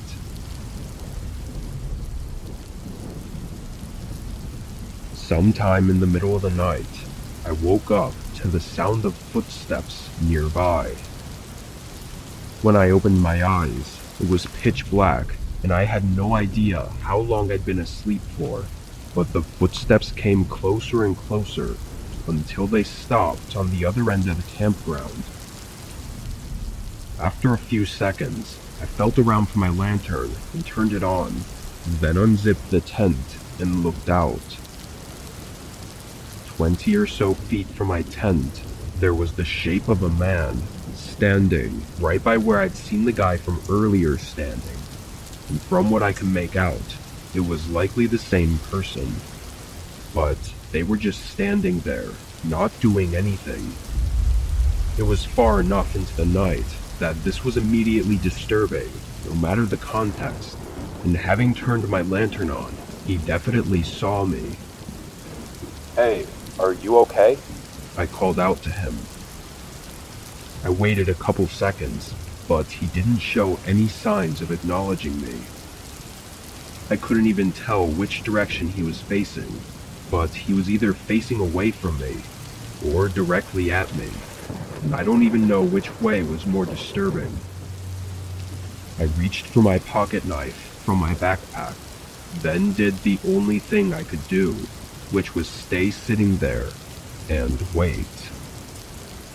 The most increasingly uneasy 15 minutes of my life passed as I looked at this man standing there and barely moved before he suddenly turned and walked off in the same direction he had gone before. And I could see from the way his figure moved when he turned that he had been facing me. So that whole time he was there, he was just staring at me. I felt chills run through me as the man's footsteps got quieter and quieter, fading out in the distance. I didn't know what else to do other than stay up in case he came back, and as far as I know, he never did. I left in the morning and got back safely, but since then, I haven't been out camping. I don't know what that man was doing, but there's no world in which that wasn't extremely disturbing. Maybe I scared him off by waking up and watching him to make sure he didn't do anything, but that just terrifies me to think about if I hadn't woken up that night.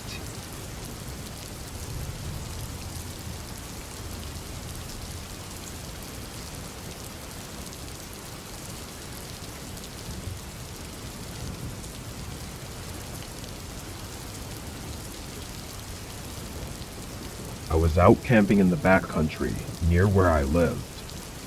I'm not much of a hiker, so I never take trails more than a mile or two. This one was just over a mile from the campsite to the trailhead where my car was parked. I'd been spending the weekend there, camping out by the lake, and was planning on staying for another 2 nights. On the 3rd day, I spent the morning hiking back to my truck and grabbing my fishing rod and some spare food, then hiking back to the camp. I thought I'd try my luck at fishing while I had the time. When I got back to the camp though, there was another tent set up. It was farther down on the edge of the lake, and I didn't see anyone by it. Initially I didn't care, but then it came through my mind that I hadn't seen anyone on the only trail leading to this part of the lake. Then again, there could be some other path that I just didn't know about. Whatever the case, I set up my rod and got to fishing. Every 20-ish minutes, I'd glance over at the tent on the side of the lake, but at no point during the 3 hours I was out there did I see anyone. Once the sun was starting to get lower, I packed up my rod and went back to my tent. I ate and got some sticks for the campfire, then waited for it to get a little darker before lighting it up.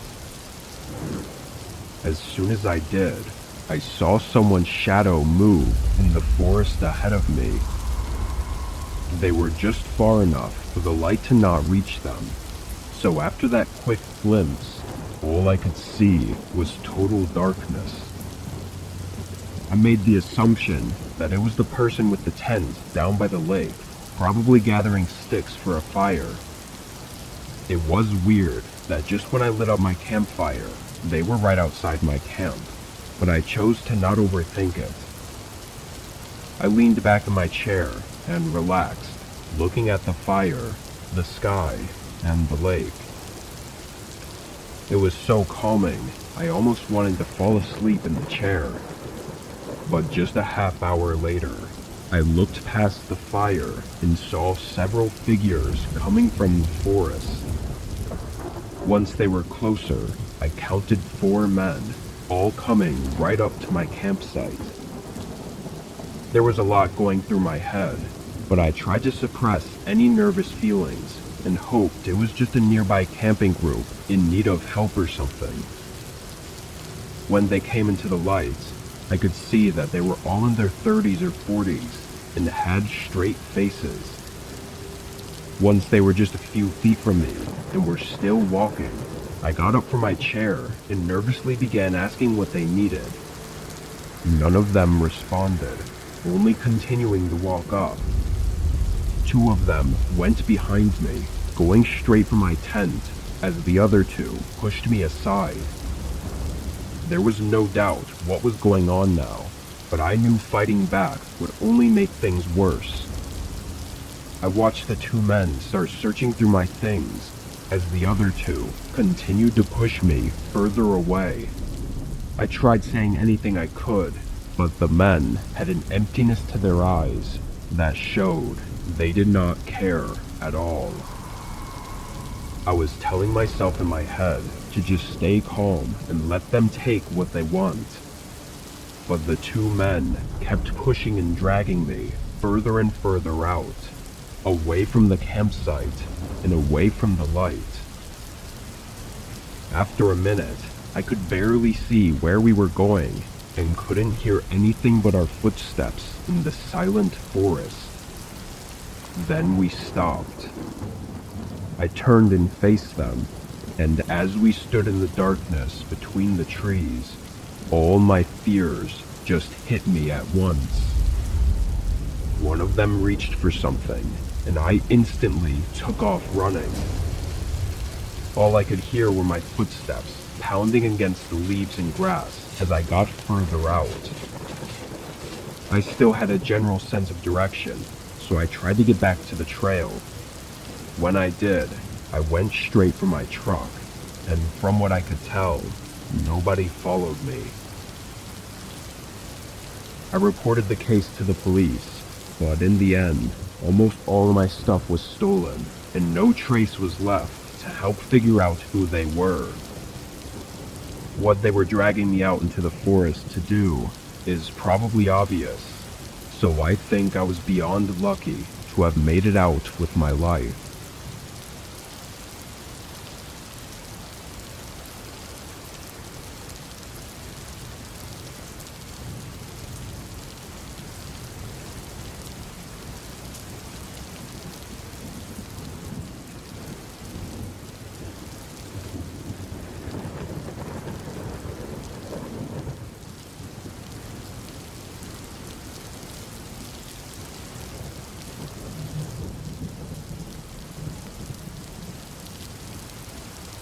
My girlfriend and I always enjoy going for weekend camping trips pretty frequently.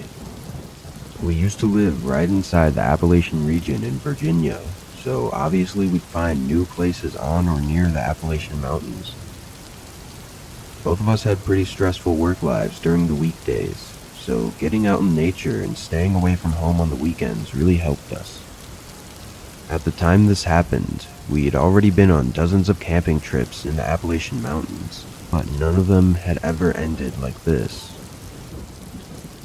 It was Saturday morning, and we decided on a very small 3-mile trail that leads to a nice isolated camping ground on a flatter part of the mountain.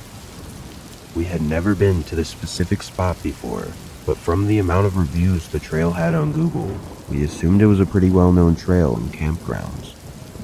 We got our bags ready and packed the truck with our camping gear, and then we made our way out there. It was only a 45-minute drive from our house, but as we got closer it began raining quite a bit. This was pretty normal around the mountains here, so we were used to being out in the rain, and it didn't bother us enough to turn around. We pulled up to the trailhead, which was actually just off the side of the road, and we saw one other car parked on the side. We actually expected there to be more people considering the popularity of the trail, but we were glad it wasn't crowded. Though, as we started getting our gear out, my girlfriend pointed out that the parked car's passenger door was cracked open a few inches. We both looked around to see if the owner was nearby, but with no signs of them, I decided to go over and push it closed, as we assumed the owner must have accidentally left it open. The whole passenger seat was soaked from the rain already, but at least it wouldn't get any worse. I came back to our car to grab my stuff, and then we both started making our way down the trail. We talked about how weird it was that the door was open, and how most people would probably notice that their car wouldn't even lock due to the open door.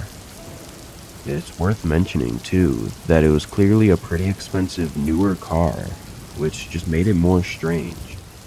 Anyways, the rain started picking up at this point, so we began walking faster so we could get to the campsite and set up our tent. I want to say it took us about 2 hours to get to the end, as it was mostly uphill. Once we were there, the first thing we noticed was a tent already set up in the middle of the flat area. It was pretty small, definitely a one-person tent. We figured they were probably in there sheltering from the rain, so we went to a far corner on the site and set up our tent there. We sat inside for an hour, eating some food we brought and laying some of our stuff out to dry. before hearing voices outside. The rain hitting the tent was too loud to hear what they were saying, so I unzipped the front and looked out. I jumped a little bit, as there were two men kneeling down and looking at us from just a couple feet away. But then they smiled and introduced themselves. They said they were staying in the tent in the middle, and that they'd been here a few days. I quickly introduced my girlfriend and I, and told them that we were just here for the night. Then they headed back, and I zipped up our tent and looked at my girlfriend. The whole interaction seemed a little off, and they seemed to be acting a little strange. I noticed that both of the men were wearing tightly fitted jeans and regular t-shirts, and their tent was way too small to be fitting two full-grown men. It really just didn't seem like they were here camping or hiking, and definitely not for a few days like they had said. We decided to leave the zipper partially open so we can keep an eye on them just in case. Another hour went by, and we didn't see anything unusual. Actually, we didn't see anything at all. I guess they were just cramped up in their tent the whole time. Anyways, it was pretty dark out at this point, so we decided to call it a night and get our sleeping bags ready. I zipped the tent back up and laid down next to my girlfriend. I must have fallen asleep pretty fast though, because I didn't even remember anything after laying down. But I woke up a few hours into the night, having to use the bathroom. It was still raining, so I put on one of my cheap plastic rain ponchos so that I wouldn't have to go back to bed soaked. Then I headed out a few feet behind our tent and behind one of the trees. But through the rain, I could hear voices. It was really hard to tell where they were coming from though. I turned my head all around, looking in every direction as I started to get a little paranoid, but I didn't see anyone. Then I looked over at the small tent in the middle and noticed the front zipper was open. It was hard to see in the darkness and through the rain, but I was pretty sure that nobody was in there. I knew that the men had told me that they were staying the night in the tent, so this started to get me even more worried. I ran over to my tent and shook my girlfriend awake and told her about the situation. She was clearly tired, but I could tell that she was just as worried as I was. As we were discussing what to do, we both heard it. Voices coming from behind our tent. I wasn't sure what to do, but I knew sitting in the tent didn't feel very safe anymore. I told my girlfriend to pack the bags quickly and be ready to leave if we had to. Then I grabbed a small pocket knife and quickly got out and looked over at the trees. I saw the two men from earlier standing there, just a few feet from our tent. I remember this moment very clearly, as both men looked at me with absolutely no emotion. They didn't make any facial expressions or even move at all. I knew at that moment that these men were planning on doing something horrible, and they were not scared of me at all. A second later, my girlfriend looked out of the tent, which took me out of my state of shock, and I yelled at her to go, pointing at the trail back down the mountain. I followed after her, leaving my bag in the tent behind. I looked back just as we made it to the edge of the campsite, and the two men were still standing there. They didn't even try to chase us or anything. They just stood and watched us as we ran away in total fear. I'd say we were full-on sprinting for 10 minutes before slowing down and then walking quickly for the rest of the way. When we got back to the car, we saw the other parked car was still there, but the passenger door was opened again.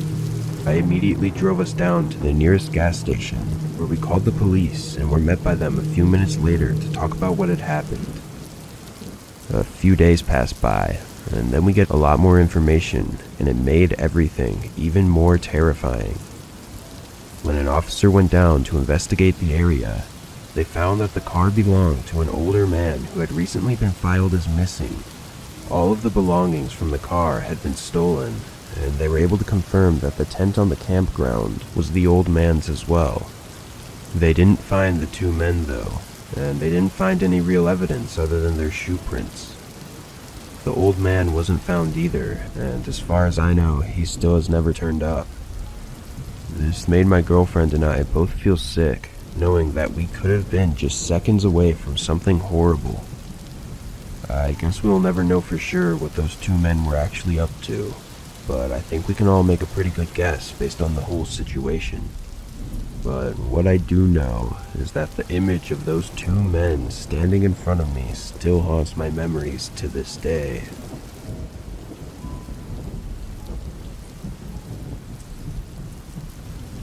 I was lucky enough to have a job that allowed me to travel a lot in my late 20s and early 30s.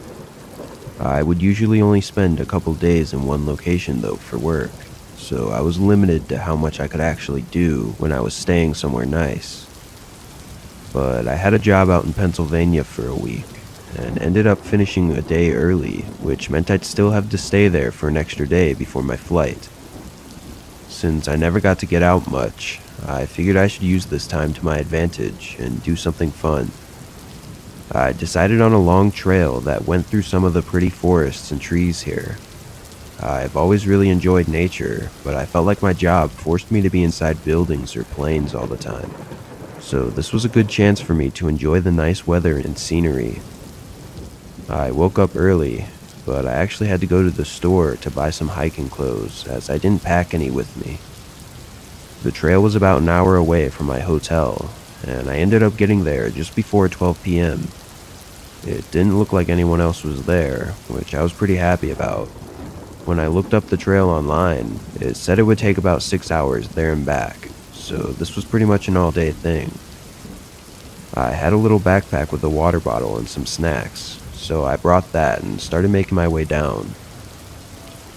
The first hour was really nice. Just being alone on a path between the trees was really peaceful and a nice way to get some relief from my stressful work life. But as I was walking, I noticed a man sitting on the ground next to the path up ahead. He looked almost as though he were sleeping, with his head hanging down and a hoodie covering his face.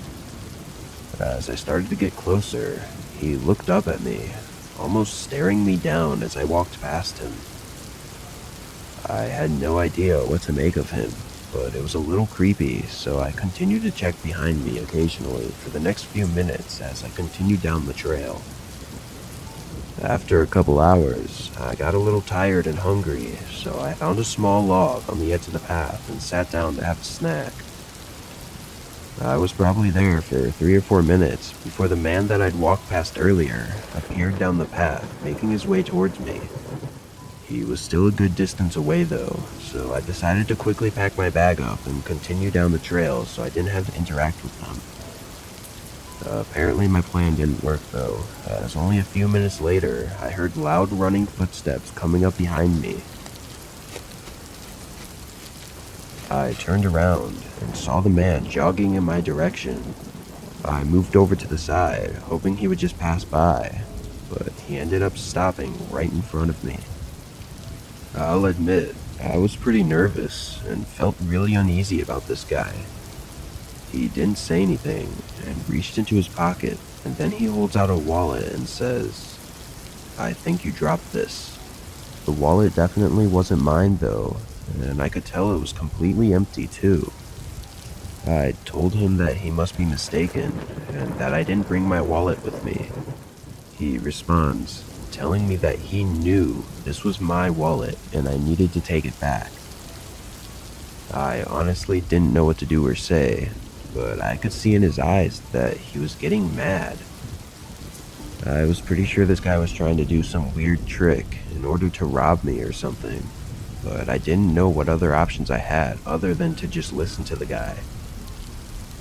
So I just said okay and picked up the wallet from his hand. Then he looked at me in the eyes, smiled, and said you're welcome. Then he began making his way down the trail. I stood there for a minute, processing the interaction I just had. Then I held out the wallet and looked at it more closely. It was one of those typical brown folding wallets and looked pretty worn and old.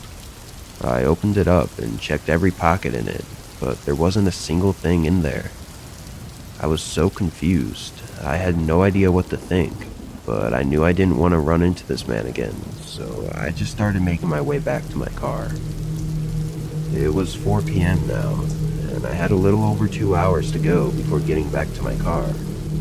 I tried my best to enjoy the walk, but I couldn't stop thinking about what happened, and it kept making me more and more nervous. I was constantly looking around to make sure he wasn't following me, but finally I could see my car up ahead. The sun was just beginning to set, casting a long shadow on everything, and my car was parked facing the trail, so I was walking towards the front of it. Once I was a few feet away, that's when I noticed a man's shadow coming from behind the car as if they were crouched down. I stopped in my tracks, staring at their shadow next to my car. I knew that running away would almost surely end badly, but I also knew that he was probably going to try and steal my car and rob me once I tried to get inside. After a few seconds, I quietly reached into my pocket to feel for my keys, then started walking towards the passenger door. I quickly unlocked the car and got in through the passenger side. I could hear the man instantly jump up and run straight for the driver's side door, but I locked it from the inside just before he tried to open it. He started banging on the window as I crawled into the driver's seat and turned on the car. I could clearly see it was the same man from earlier, and he began screaming at me to give him the wallet back. I ignored him and reversed out of there and onto the main road, where I drove away as quickly as I could. As I was pulling away, he ran back onto the path and into the trees. I guess my plan had worked, assuming it threw him off by not going to the driver's side door and gave me time to get in and lock it. There was a police station I remembered seeing on the way, so I stopped there and went inside to report the man and give them the wallet, and then I headed back to the hotel. I called one of my friends to tell them about it that night, as it was just such a crazy situation. It's pretty obvious he was either trying to rob me or steal my car, but I find myself still questioning what the purpose of the wallet was, as it didn't seem to have any real significance. Anyways, I'm just happy that I was able to make it out safely and without losing anything. I always carry a small pocket knife with me whenever I go for walks now, as you never know what crazy situations you can find yourself in.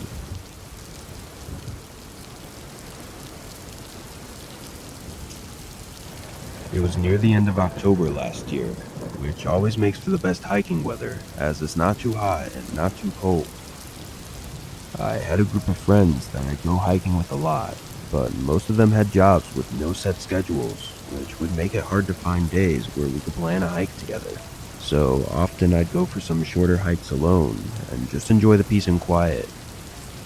I had the weekend off, so I found a nice hiking and camping trail nearby and drove up there on Saturday morning.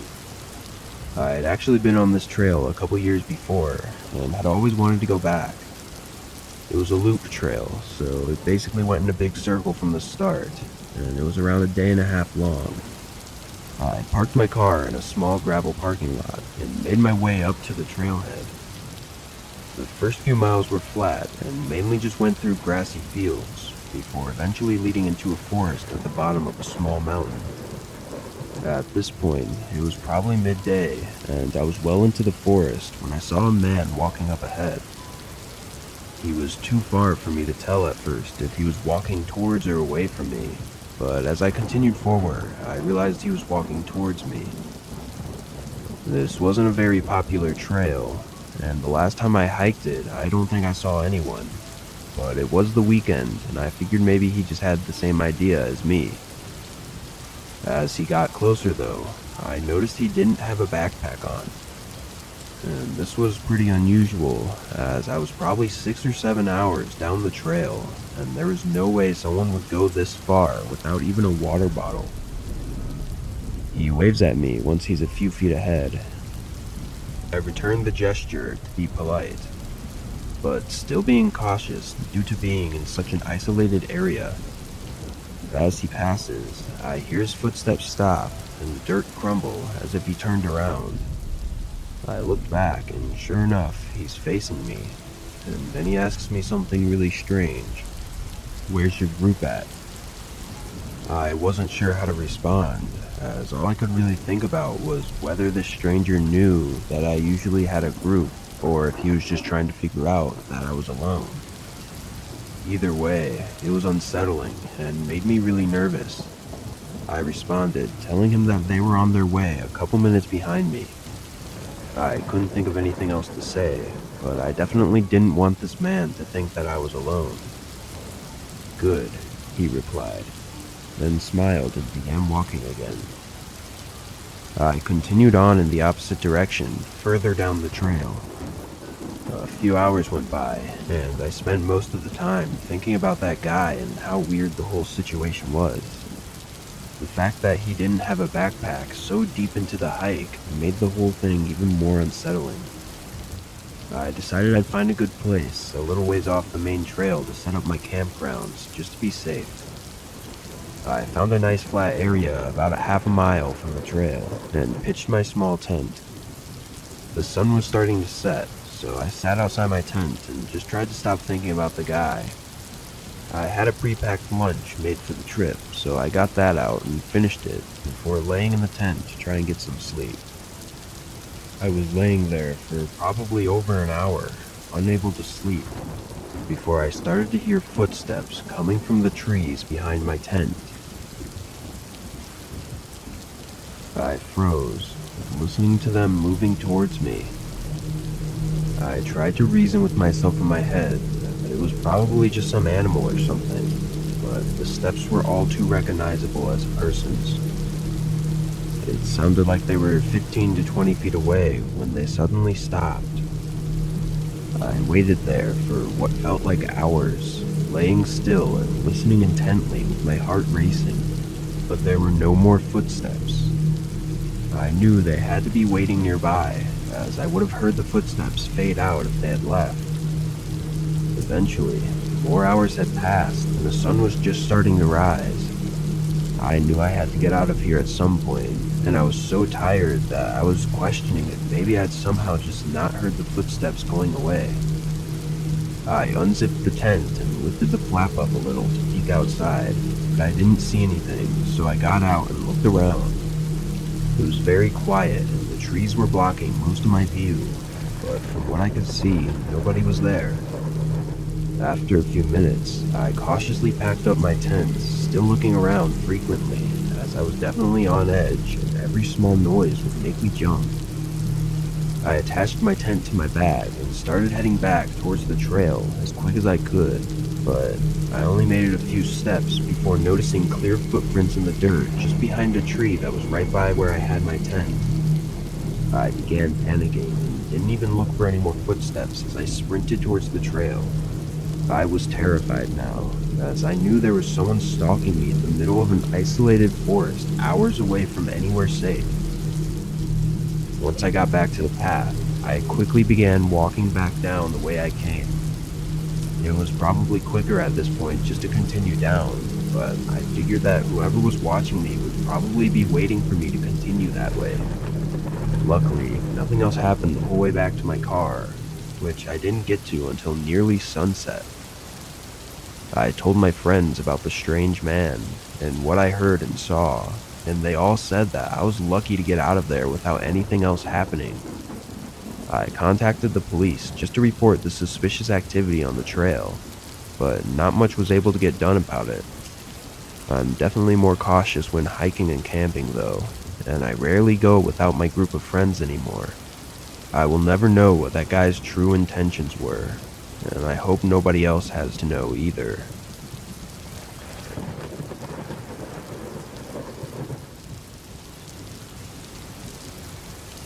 Earlier this spring, I was camping in the woods 4 hours north of where I live. There was a small lake that I'd go to a lot. It was never crowded, or even really known about, I don't think, so it made for a nice peaceful getaway every time I went. When I got there on the first day and set everything up, nobody else was there.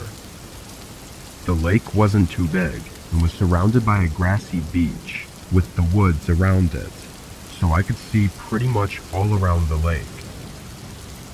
Not too long after I arrived, I saw a man come out of the woods on the other side and set up a tent. He looked like an average camper and was keeping to himself for the first little while.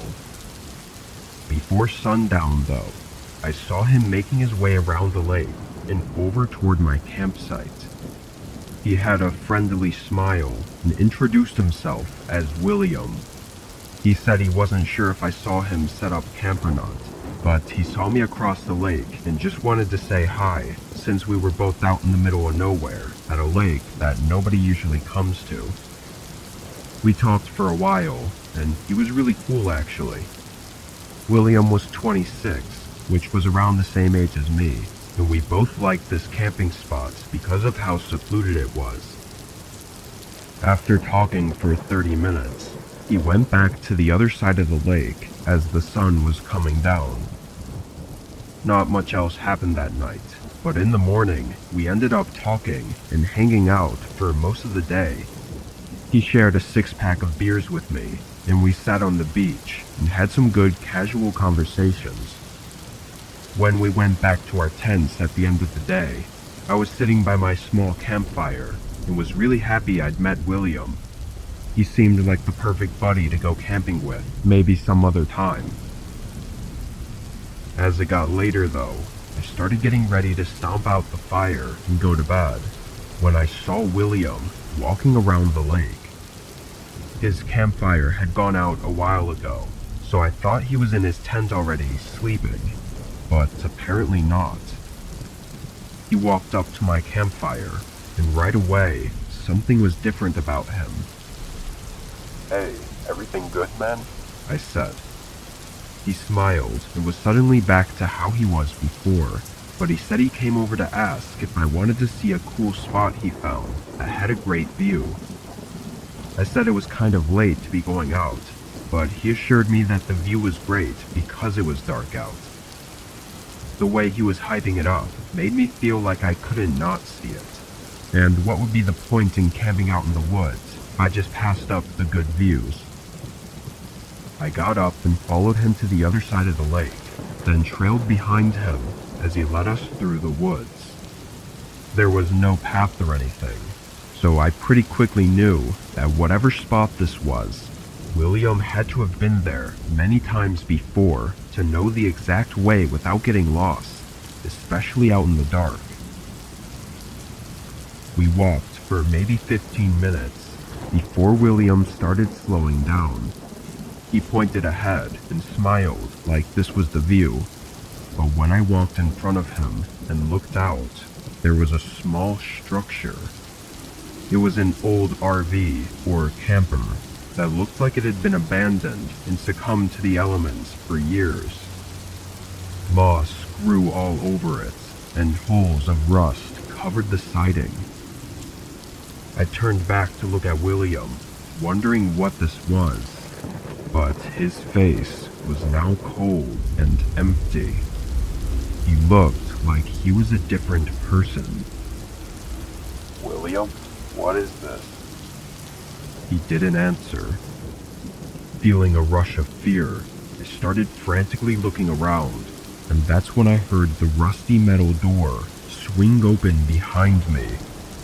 I only saw for a quick second as someone else came running out before I started sprinting away. I could hear both William and the other person following close behind, but I gave my every strength to keep going until I lost them. By then, I'd run so far into the woods that I had no idea where I was.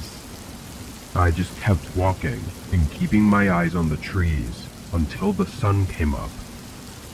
By the time I found my way back to the lake, I saw from the tree line that all of my camping gear was gone. It looked as if I was never even there. I stayed hidden and got back on the trail, making it back to my car. I made a report with the local police, but they never mentioned finding anything. I don't think they even really looked, to be honest. What was planned for me that night is horrifying to think about, but at least I got out before having to witness it firsthand.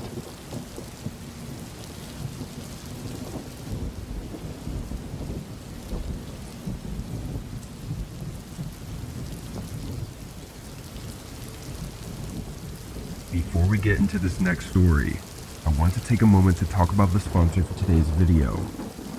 Aura is an all-in-one digital security service providing continuous monitoring of your personal data along with quick resolutions to help you resolve any potential threats. Along with this, Aura's apps can encrypt your Wi-Fi connection to aid in keeping your home devices secure. Personal identity and data theft is unfortunately very common now, having affected nearly 1/3 of all US citizens and continuing to affect 15 million US citizens every single year, costing billions of dollars. With Aura, you can be assured you have the greatest security and prevention. While this can all sound complicated to set up, it's actually extremely simple. I signed up for myself in less than 5 minutes, and after signing up, I was able to have Aura scan and remove my personal data from all over the internet, including scam centers, the dark web, and data brokers, by just clicking a few buttons. These companies make a profit off of your private information, so removing your personal data is extremely important. After this, Aura set up continuous monitoring on all of my data, ensuring any issues can be resolved rapidly by notifying me the instant something comes up. I am genuinely impressed with this service, and the peace of mind it brings me is above everything else. By using aura.com/whispered or scanning the QR code, you can get a completely free 14-day trial, allowing you to see if your personal data has been leaked, remove your data from multiple large platforms, and securely monitor your personal identity. I strongly suggest everyone to try it out and keep your identity secure.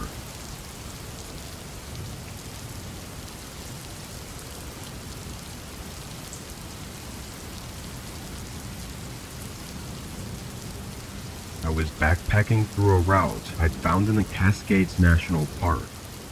It was an out-and-back trail that typically takes 3 days one way and 3 days back. I didn't know too much about it, or how popular of a trail it was, but when doing these long backpacking routes, it usually doesn't matter, because you'll most likely not run into many people anyway. On my 3rd day out though, I passed by one of the campsites and saw a man sitting by his tent. I took a break and we talked for a bit, where he mentioned he was staying there for the night and heading to the peak of the trail on the following day. I told him that that's where I was heading today, and that I'll probably see him when he gets there. I left shortly after, and got to what would be my campsite for the next 2 nights. The view was something I'd never experienced before, and made for a great rest day and peak of the trail. For that whole day, nobody passed through, and when it came to night, I was still the only one camping there. I thought back to that guy I'd met at the campsite a day behind me, who said he'd be reaching this trail peak on this day. He never showed up though. I thought he maybe decided to turn around for some reason, or just camp out for another day at the place he was already at. In the morning, I packed up and started back down the way I came, though I got a late start, so at the very least, I was hoping to make it to that same campsite the man was at. I was really sore for some reason too, which didn't help, and before I knew it, there was almost no daylight left. I put on my headlamp and continued on the trail, walking for another hour past sundown before I made it to the camp. The tent that the man had was still there, set up like he never left. Knowing his plans to continue hiking, and just knowing that staying at one camp for several days while backpacking is unusual, I called out, asking if he was okay.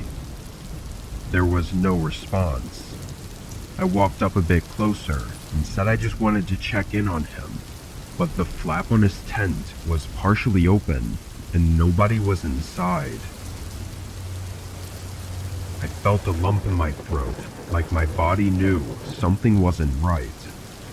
I stood and looked all around, not seeing a single sign of him anywhere, until I saw a glimmer in the distance. There was a faint light sitting still far out in the woods. I began walking up to it, going about 40 yards from the tents before I found the source. It was a headlamp laying on the ground like it had been accidentally left behind, and the light was so dim that it must have been nearly out of batteries. And it was just then that I noticed someone watching me. They were standing not too far, just 10 yards away, and clearly trying to not be seen. I knew in my gut that this wasn't the man from before, but I felt like I had to say or do something. Hello? Do you need help? They stood still and quiet. I'm sorry. I'll leave. I said shakily, then hurried back to the tent. Luckily, I hadn't unpacked anything yet, so I put my backpack on and started walking out of the campsite. As I did, the headlamp in the woods turned off. I got away and walked as far as I could, going another 3 miles to the next camp.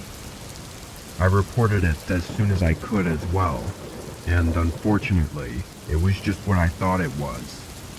The man that I had met was missing. There is almost no traces for them to follow, and out in the back country, it's nearly impossible to search for anyone. Who that person I saw out there was is likely the biggest unknown that could give us answers as to what happened, though it seems like most of us are aware of the most probable scenario that took place.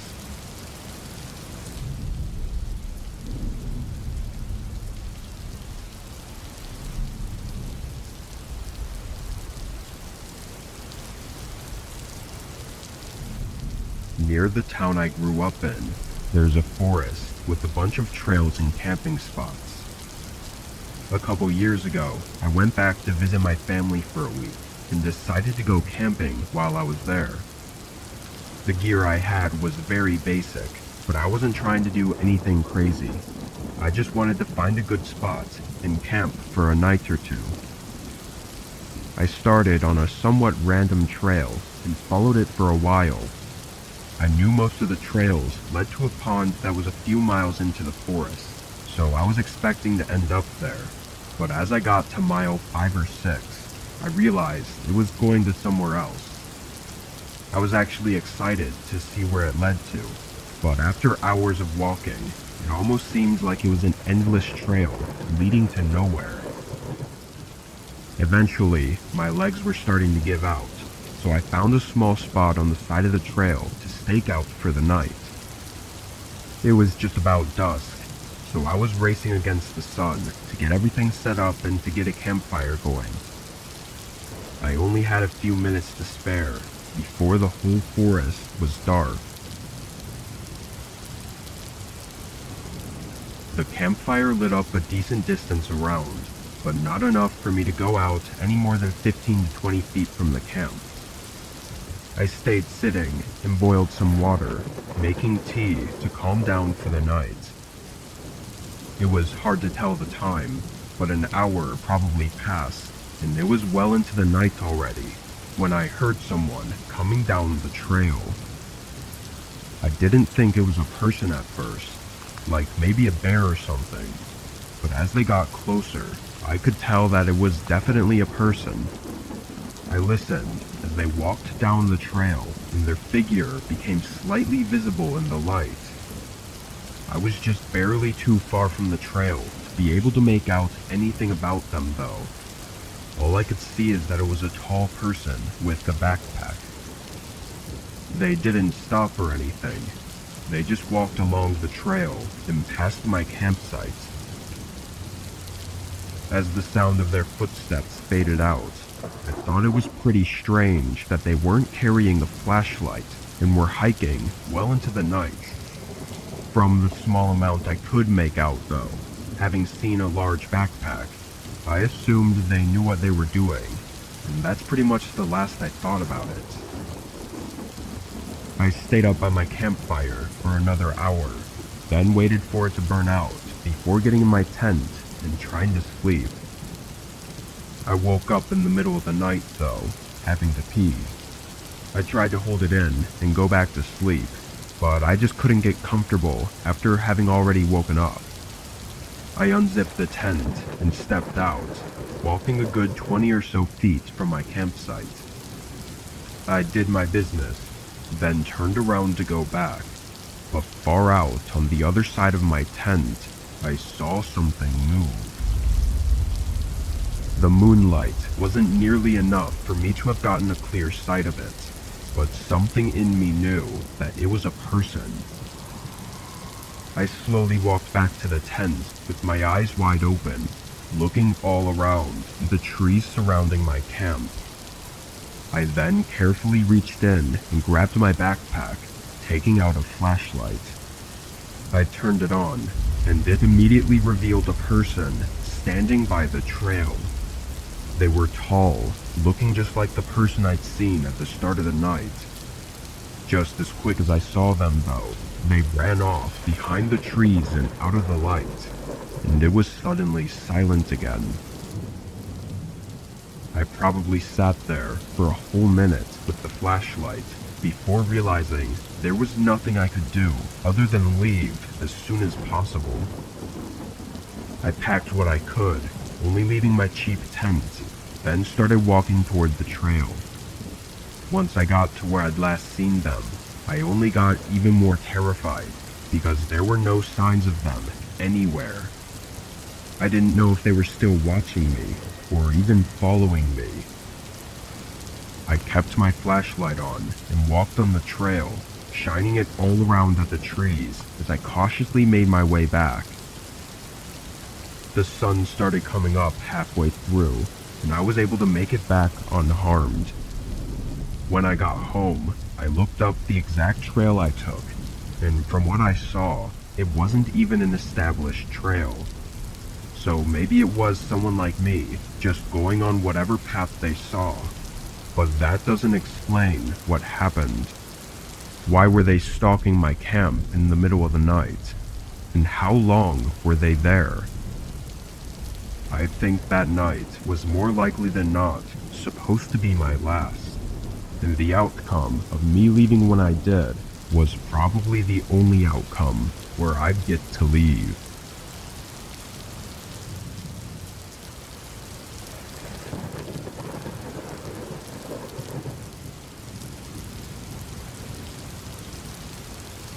Not more than a week or two ago, I hiked out on a long trail in the dense woods behind my town. I lived in a really close-knit town with just under 1,000 people, so we were pretty far out from any big populated cities. The woods on the outskirts were very flat, no mountains or hills, but had a few ponds and some small rivers running through the middle. I was heading to one of these rivers. I'd been there before a few times, though I'd never had the chance to camp there until this day. As I could recall from the previous times, I knew it was about a 3-hour walk, almost perfectly north. As I walked between the trees, it was very quiet, aside from birds and other animals rustling the leaves around me. There were no people or hikers, and I didn't plan to see anyone, because this was not even a trail, it was just open woods. But as I was just 45 minutes out from the river, I ran into someone. We were both walking toward each other, and it seemed like neither of us had noticed the other until we were just a few feet away, separated by only a couple trees. I know I had a confused and almost nervous look, finding it really unusual to run into someone off trail in the middle of these woods, but the man had the same look. I was about to break the silence and say hello, but after a second, his face shifted into a slight nervous smile, and he turned to walk off to the side. I followed his lead and kept on walking as well, but I looked back once I got a little further away and saw the man was no longer walking, but almost running away. Not saying a word when running into each other gave me a somewhat unsettled feeling, but seeing him run off like that only made it even stranger. It was like the man did not want to be seen, or he didn't care about the almost impossible chance that we had run into each other. Whatever the case, I kept minding my own business and made my way to the river. This was no campsite or anything, so I just plopped my bag and tent down on the flattest area I could find. Then I got a fire going, since the sun was just about to set. I tossed in a bunch of random sticks and twigs that were around, and made sure it would burn for a couple hours at least. I was hoping to stay up and wait until the stars came out, so I could do some stargazing. Away from town, I can often get a good view of the Milky Way, which is a sight I never want to miss out on. Hours passed while I was sitting and waiting, until a distinct sound came through the quiet woods behind me. Footsteps, slow and careful ones. I turned and looked, not seeing much in the dark. As I gazed around though, the footsteps stopped, telling me that while I may not see them, they can see me. I reached down for my bag and picked up a heavy-duty flashlight, shining it at the trees. I could see decently far now, but as I moved it back and forth, I didn't see anyone.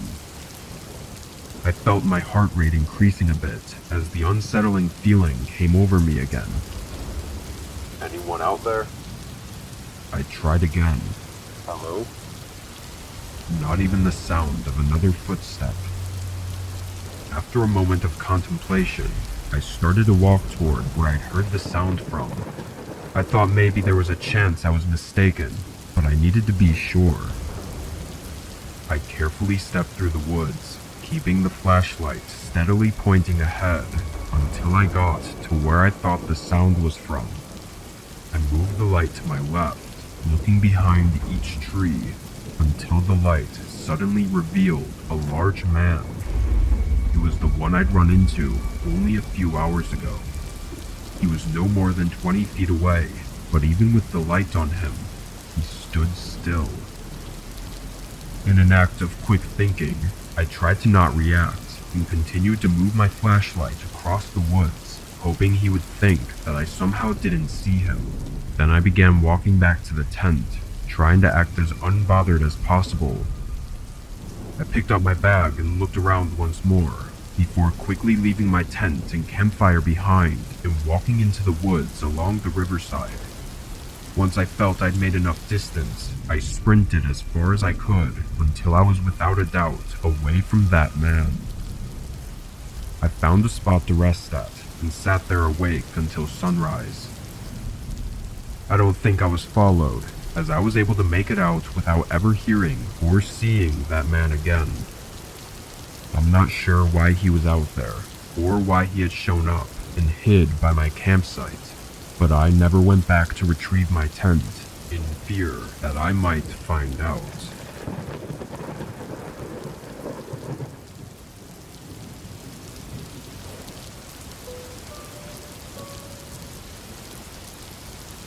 I had taken my RV out to a forest a couple miles from my house. I live in a rural area with a lot of surrounding forests, so camping is a pretty common thing around here. The place I had driven out to was not all that well known though, being a camping spot only big enough to fit a few RVs. I liked it because rarely would anyone else be there, and the path to drive down was wide enough to easily fit my RV. When I got there, the grassy field I parked in was empty. I had no plans, so I just stayed in for a bit before getting out and setting up the exterior with the overhanging tent. Then I got my chair set up and started gathering some wood to make a campfire with. It was well before night, but I just wanted to be prepared before it got too dark out.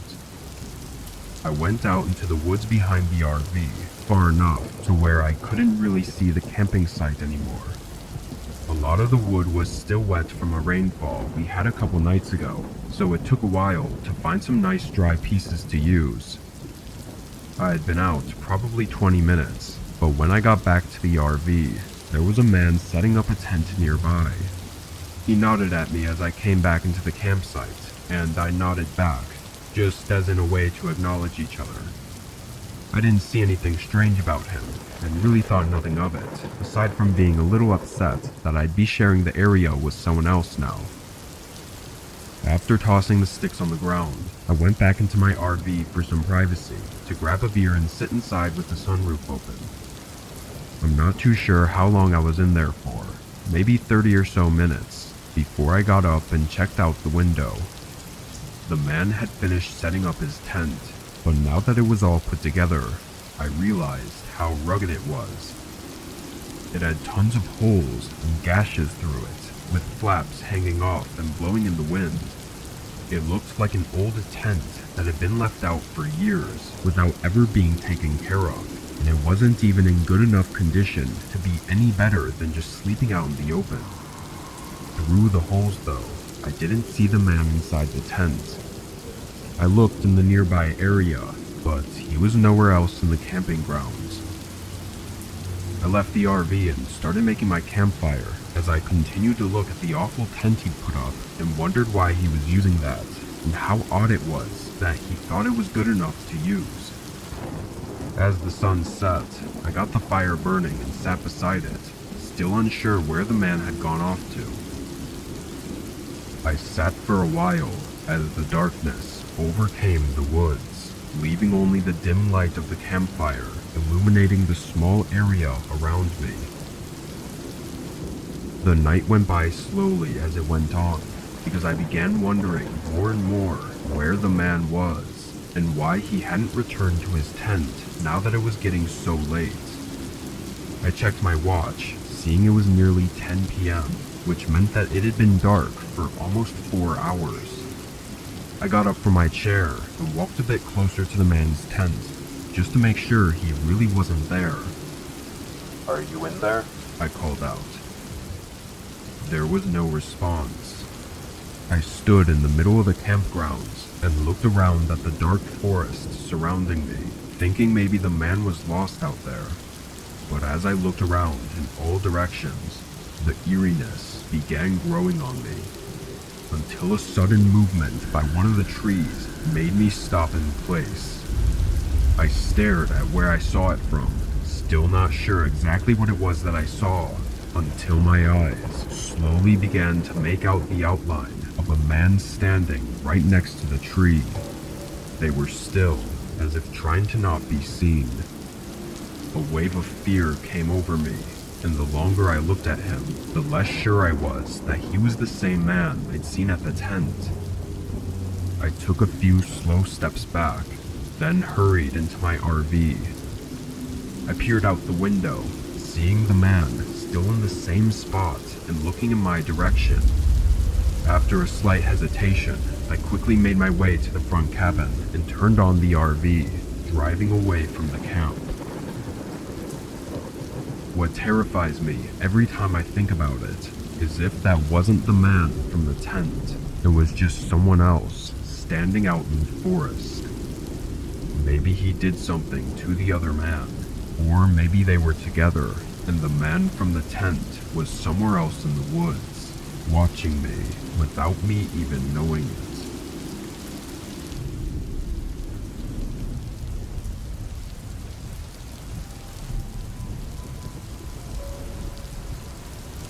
Two years ago, I lived with my younger brother on the East Coast. For the most part though, we didn't really go out much. I mean, we'd hang out with friends a lot and get food or whatever, but we never really went out and did anything interesting. I started to look up things to do, and one of the most common suggestions was camping, because we were right along the Appalachians. I told my brother, but he didn't seem very interested. A couple days later, I went out and bought a few things, like a small tent and some safety tools, then packed up one of my old backpacks and drove out to a nearby trail. Yes, I was really inexperienced, and going camping alone was not a good idea, but I'd only planned to be out for one night, so I figured even if there was a problem, it wouldn't be so bad. After an hour of driving, I got to the trail. No other cars were parked, and I didn't see any other people. I got out and put on my backpack, then walked to the trailhead. It was thin and not a really well-made path, but was good enough. I don't think it was a popular trail. I just found it by scrolling through a huge list and choosing one that wasn't too long. As I hiked down though, it became more and more clear how little used this trail was. Bushes were overgrown and blocking the way, and even in some portions, the grass had grown in and made it really hard to tell what was the trail and what wasn't. But after an hour, I made it to the end. After seeing the trail, it was about what I'd expected the camping ground to be.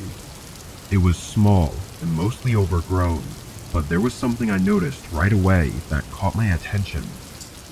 A pile of logs on the other side of the camping ground. I walked up to it and saw that flakes of charred wood were blowing off in the wind, so it had to have been used recently, maybe even the night before. I looked around again, not seeing any tents or signs of someone being here though. Unsure about it, I went to the other end and put my things down, then got to work on the tent. It wasn't that late yet, so I took my time to make sure the tent was well made.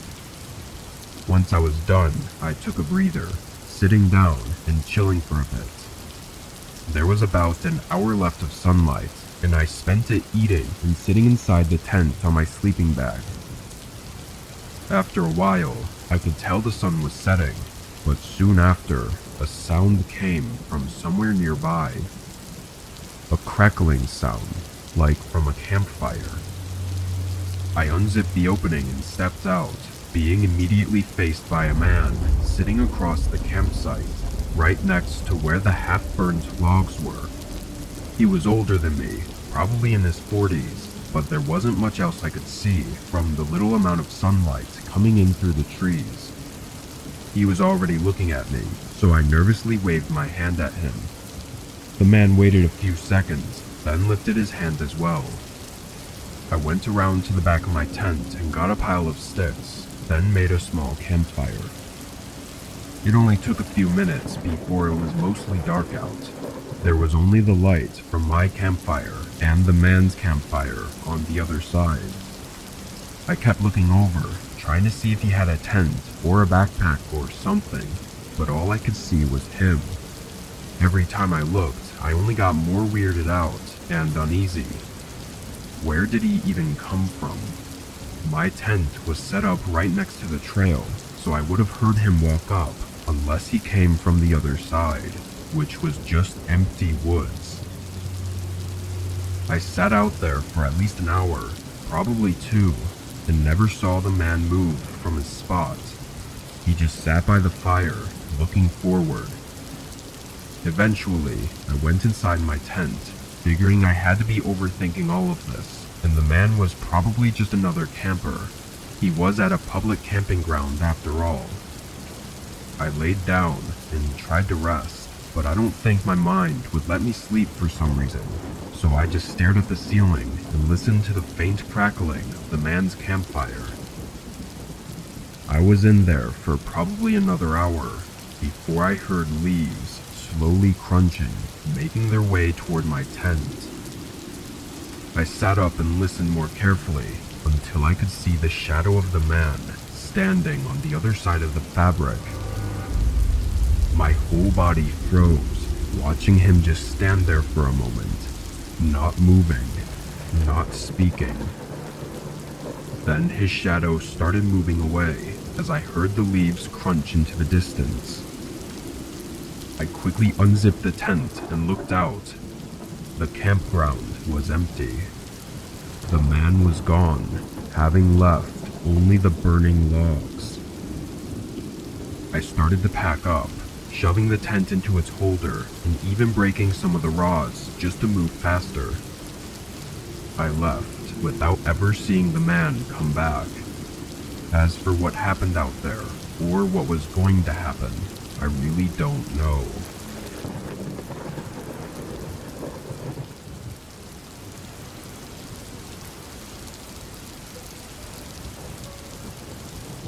This happened just this summer.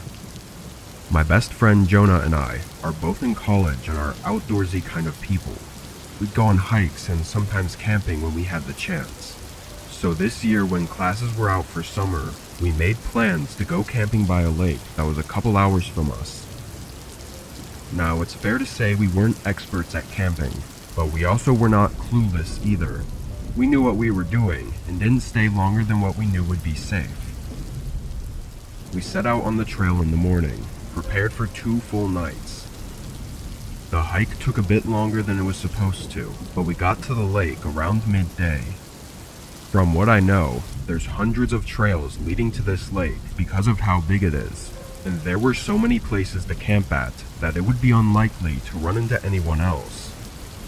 We didn't want to have to talk to other people, so when we arrived and saw that nobody else was here, we were feeling good.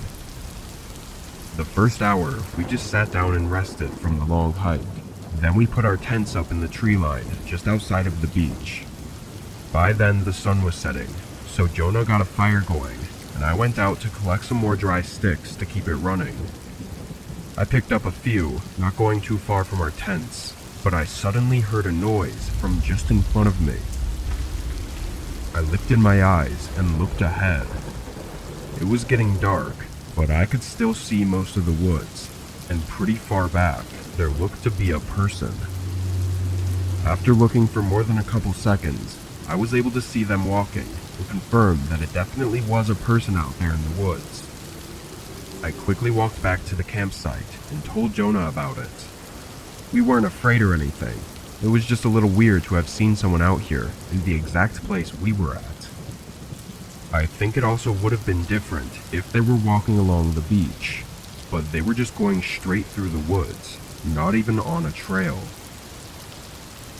15 minutes went by, and the sun was now past the horizon, covering the woods in darkness, and that's when we heard footsteps approaching. A moment later, a man appeared in the light from our campfire. He looked to be in his 30s, with a beard and shoulder-length hair, but I immediately got a bad feeling about him. He smiled at us from across the campfire, then asked us if we knew the way to a specific place. I didn't recognize the name, but it sounded like a trail name. "Sorry, I'm not sure where that is," I said softly. The man kept his smile, but just looked at us for another moment, before turning around and walking back into the woods, not saying anything else. I looked over at Jonah, and both of us were equally unnerved and confused. After we were sure he was gone, Jonah asked me if that was the same person I'd seen, but I wasn't sure. It probably was, though. We spent the rest of that night by the fire, trying to think of reasons for the man coming up to us like that. The only thing that would somewhat make sense was if he got desperate for help once the sun went down. But the man didn't seem desperate at all. He asked for directions like everything was normal. If he were desperate, it probably would have been noticeable, and he wouldn't have just left after asking one question. Both of us were getting a little freaked, so we let the conversation die out once it was getting closer to bed. We let the fire burn out as well, then got in our tents. I tried to sleep, laying there for at least an hour just listening to the sounds of the woods, but there was just this weird feeling I had that wouldn't even let me close my eyes for too long without getting nervous. And then, after somewhere around 2 hours, I heard it again. Footsteps coming toward our tents. I yelled Jonah's name, then rushed out of my tent and looked into the woods. A figure was standing only 10 feet from me, and just a second later, they turned around and ran back into the woods, being covered by the darkness. Jonah came out only in time to hear the footsteps running away, but he said he knew exactly what was going on as soon as I yelled his name. We packed up that night, then waited tiredly for dawn to make our way out of the woods. We don't know who that man was, or what he really wanted. If I hadn't stayed awake though, we might have never left those woods.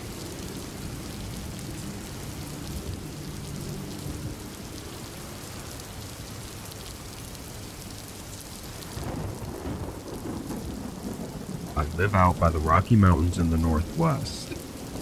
I don't go camping all that often anymore, now that I'm older, but I'd say I go out there maybe once a year.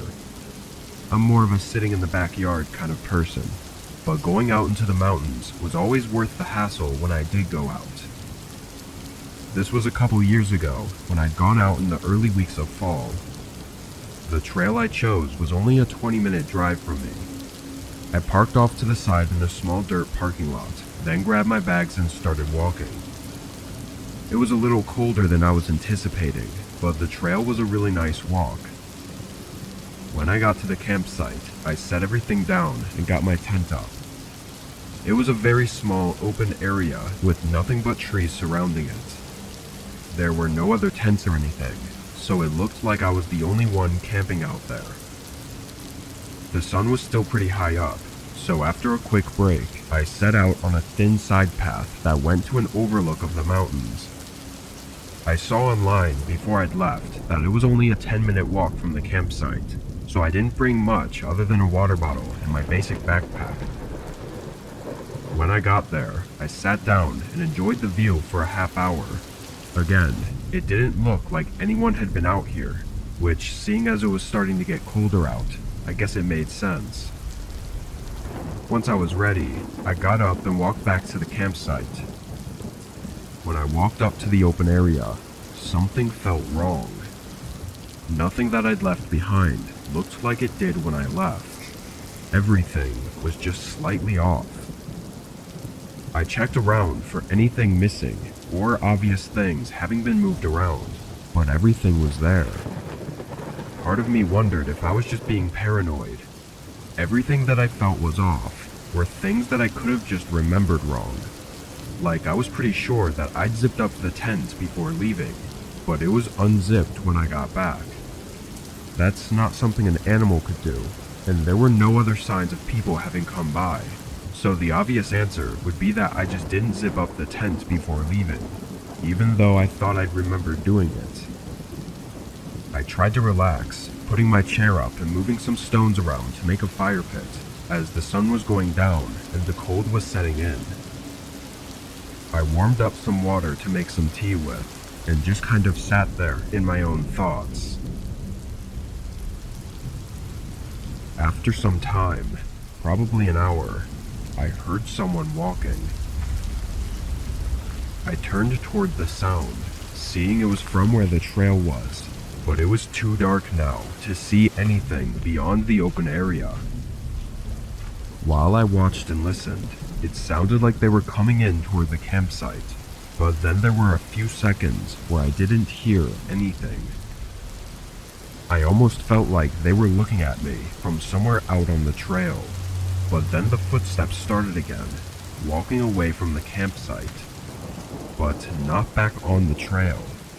It sounded like they were walking off the trail, kind of off to the side of the campsite.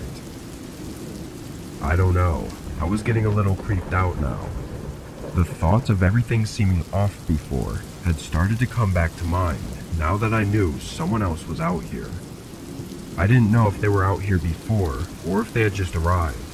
But that's just why it was so unnerving. I didn't know what was going on. Then the footsteps started to get louder again, coming toward the campsite from the other side. I shifted my gaze, but not even a second later, I heard another set of footsteps from behind me. Both were quiet and subtle, but given everything now, it was very clear that they were trying to not be seen as they moved in closer. I quickly unzipped my bag and pulled out my handgun that I had only for desperate needs. I stood up and held it toward the trees where I could hear one of them approaching from. I didn't say anything, afraid to show the fear in my voice, but I knew they could see me in the light from the campfire, and I was just hoping that the gun would be enough to make them second guess whatever they were trying. It went quiet, both footsteps stopping. I turned all around, looking for any movement. After a minute of no sounds at all, I started to put things back in my bag, being careful to not put down my weapon for more than a few seconds at a time. I still hadn't heard them leave, so I knew they had to be watching me from somewhere out there. Once I got what I could fit in my bag, I started to make my way to the trail, leaving only the tent behind. From what I could hear, they didn't follow me out. Once I got a decent distance away, I turned on my flashlight and made it the rest of the way to my car. To sum it up, the police were useless in this kind of scenario. Whoever the two people were that were out there had never shown themselves, or really did anything at all. Don't get me wrong, it was very obvious they were planning something horrible, but there wasn't enough to go off of. But after my encounter, and seeing a lot of these situations happen to others as well, I don't think I'll ever be going out there on my own again.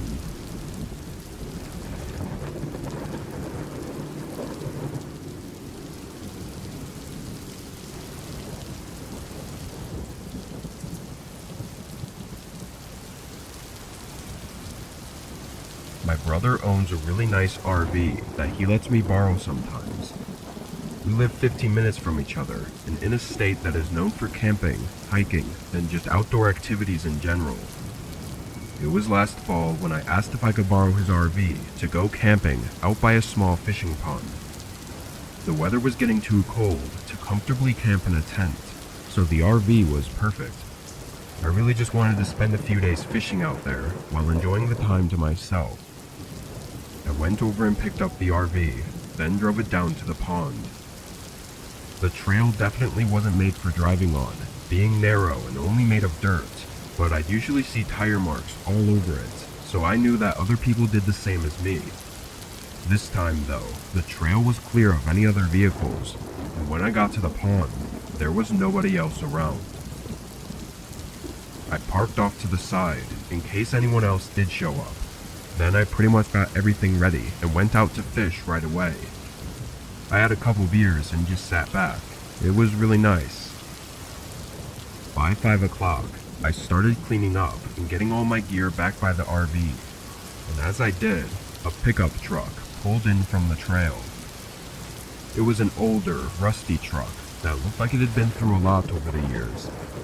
There was no camper attached to it. It was just the truck. It had tinted windows though, so I assumed they were just using the truck to sleep in as well, which isn't the most uncommon thing I've heard of. They parked on the other side of the field and turned off their headlights, but stayed inside. I finished packing my things back into the RV and went in for the night. I looked out a few times to see if the truck was still there, so I could maybe introduce myself to keep things from being weird, but nothing seemed to have changed. It was a little strange to not say hi when you drove out into the middle of nowhere and happened to be in the same vicinity as someone else, but I just went on with my night, getting in bed and falling asleep by 8.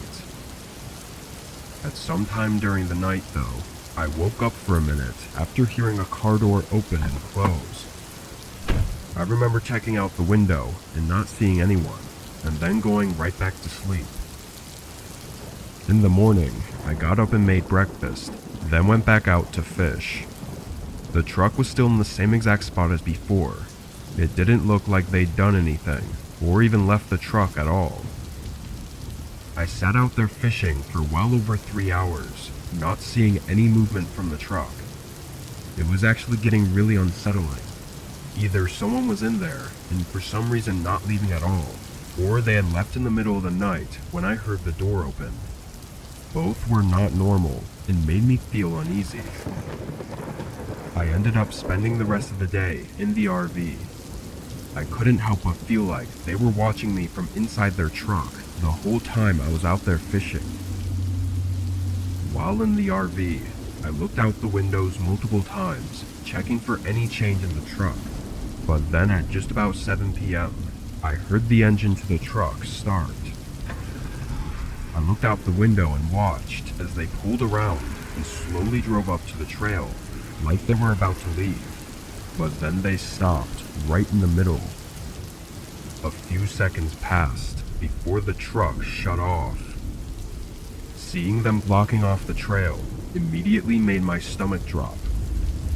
A man stepped out, clearly in a rush, running up to the bed of his truck and grabbing something out of the back. Then he faced the RV. I left the window and locked up the door, hearing footsteps running toward it as I did. The door started shaking aggressively as they tried pulling on it from the other side. My mind at this point was almost in this foggy state where I just had no idea what to do. I ran to the driver's seat and started up the RV as it sounded like the man was trying to pry the door open. I pressed on the gas and went toward their truck, slowing down as I approached the back of it. Hearing the man chasing me down though, I pressed the RV against the truck and pushed it as the man ran over and tried to get back in. Before he could, it slid off the trail and opened up a path for me to get around. I drove out of there and didn't look back until I was on the road. I went a little ways down before I called the police to report what had happened. By the time they got there though, the truck and the man were gone. I can't be sure as to what the man was intending to do. The obvious answer is that he was trying to rob me, both of the RV and everything in it. But then why did he spend so long watching me and setting up a whole trap? Why not just block it off right when he arrived and do everything quickly? It felt like he was watching me, seeing if I was alone, as if he were planning to do more than just taking the vehicle and leaving. I think that if things had gone differently, I would have never been seen after that night.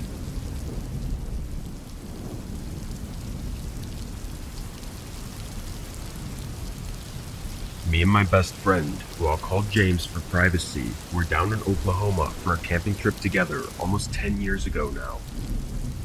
We lived further north, but would go to different nearby states on weekend camping trips whenever we had the chance.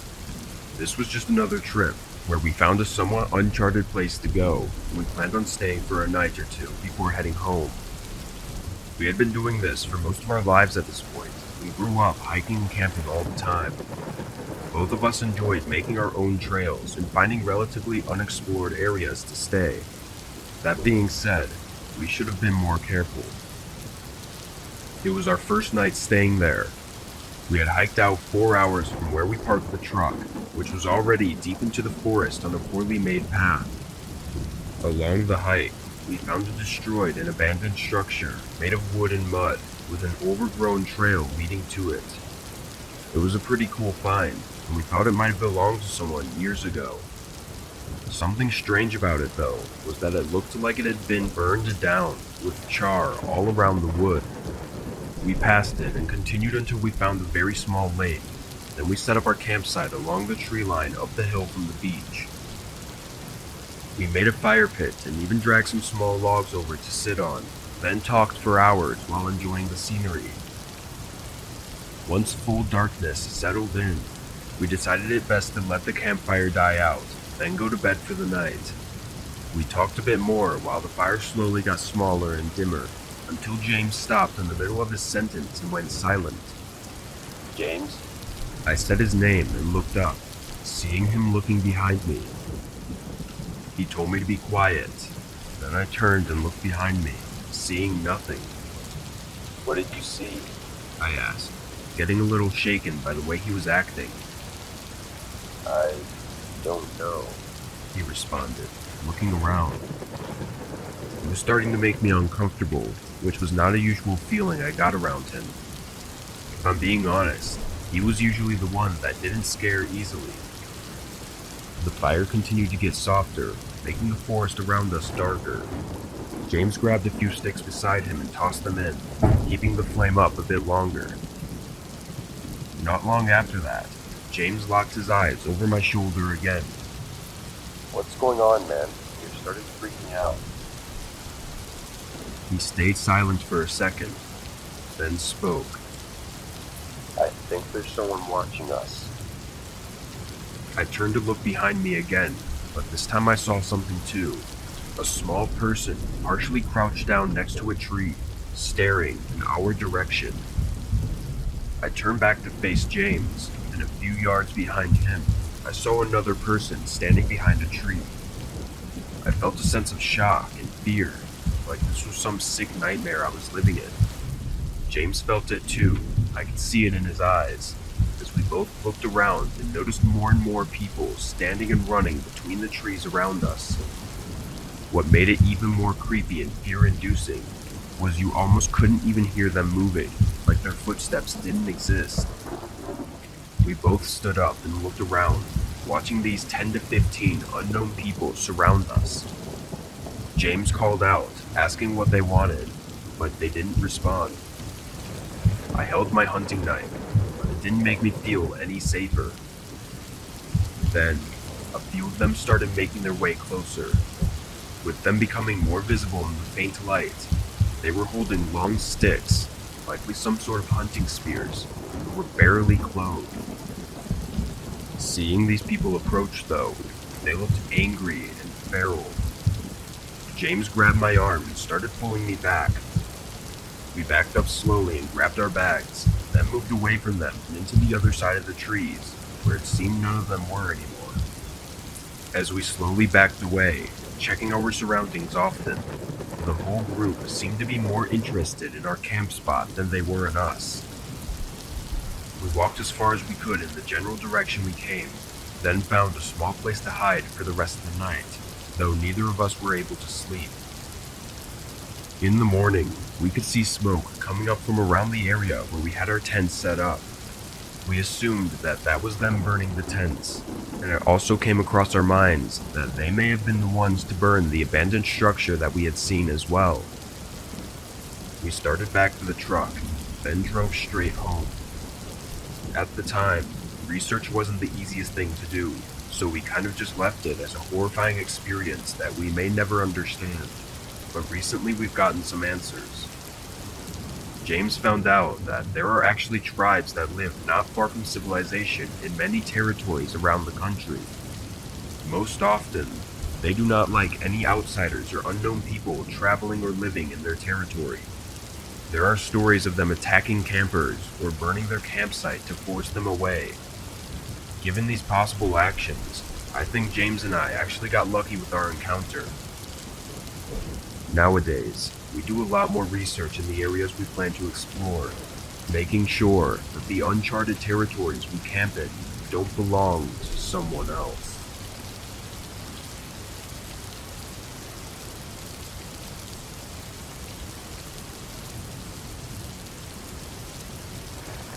I'm a 29-year-old male and was out last year in northern Washington for a solo vacation.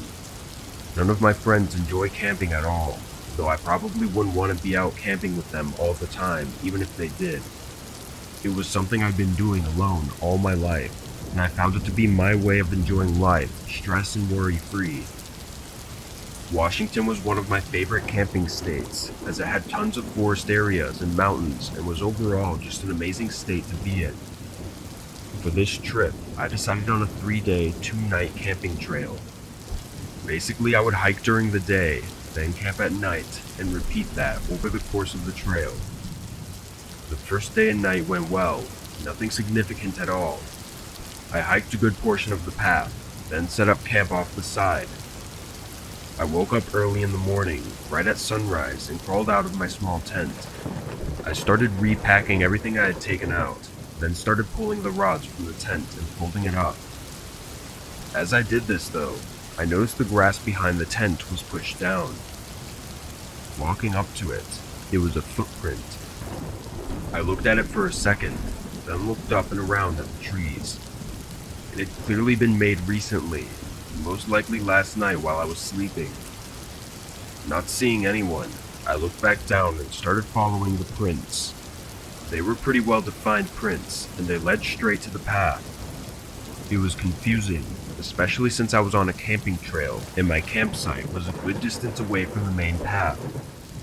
From the tracks though, whoever it was seemed to just walk away after noticing my tent. After packing my tent, I did a quick perimeter check around the site to make sure there were no other footprints, then got back on the trail and continued along. Most of the trail was beaten dirt or gravel, so all footprints showed up well. Strangely though, there were no footprints all the way along the trail as I walked the second half. I wondered where that person could have gone, knowing this was really just a one-way trail. After a while, though, I had forgotten about it and was just letting my mind wander to other things. This portion of the hike had amazing views, so I took my time and just took in the nature around me. Eventually the sun started setting though, and I had to set up camp again. I chose to go deeper into the forest this time, hoping no one would pay me a visit like they had the previous night. Once I got the tent set up, I made a small fire pit and sat on the ground next to it. Watching the sunset by a campfire is one of the most calming things. It really brings your mind to a better place. But that didn't last for long. Once the sun was almost fully set, I heard something walking towards me from the trees behind the tent. They were slow, soft footsteps, and the closer they came, the more recognizable they were as a human's footsteps. I quickly grabbed my bag and pulled out my heavy flashlight, along with my handgun. Shining a beam of light into the dark forest, the footsteps stopped. I moved the light around, scanning the whole area. For nearly 30 minutes, I was standing by the fire, looking in every direction. I was terrified. I never heard the steps departing, which made me really scared and nervous that someone was watching me still. I didn't know what to do. I was alone and helpless, nowhere to go for safety. I thought about going back to the path, but I was too terrified to go away from the campsite while it was so dark outside. I decided it had been long enough though, and backed into the tent. I tried to come up with every possible explanation of what it could have been, just to get myself to calm down. I only lasted a couple minutes in the tent though, before I got really panicked and paranoid due to not being able to see around me. I unzipped the tent and stepped out, and before I could even turn on my flashlight, heavy footsteps sprinted away towards the forest, coming right from the back of my tent. I turned around and frantically turned on the light, seeing nothing but footprints in the dirt and grass. I was breathing heavily, and my heart was racing as I stood by the campfire and stared at the trees in silence. I sat by the campfire with my gun in hand for the rest of the night. I flinched at every small sound, but eventually the sun came up and I felt a sense of safety. Looking at my tent in the sunlight, there were footprints again right behind it where I'd heard the footsteps. I don't know how I didn't hear them walking up to the tent, but I knew I needed to go. I packed everything up and finished the hike before the sun went down. I have no idea who was there, why they were watching me, or what they wanted.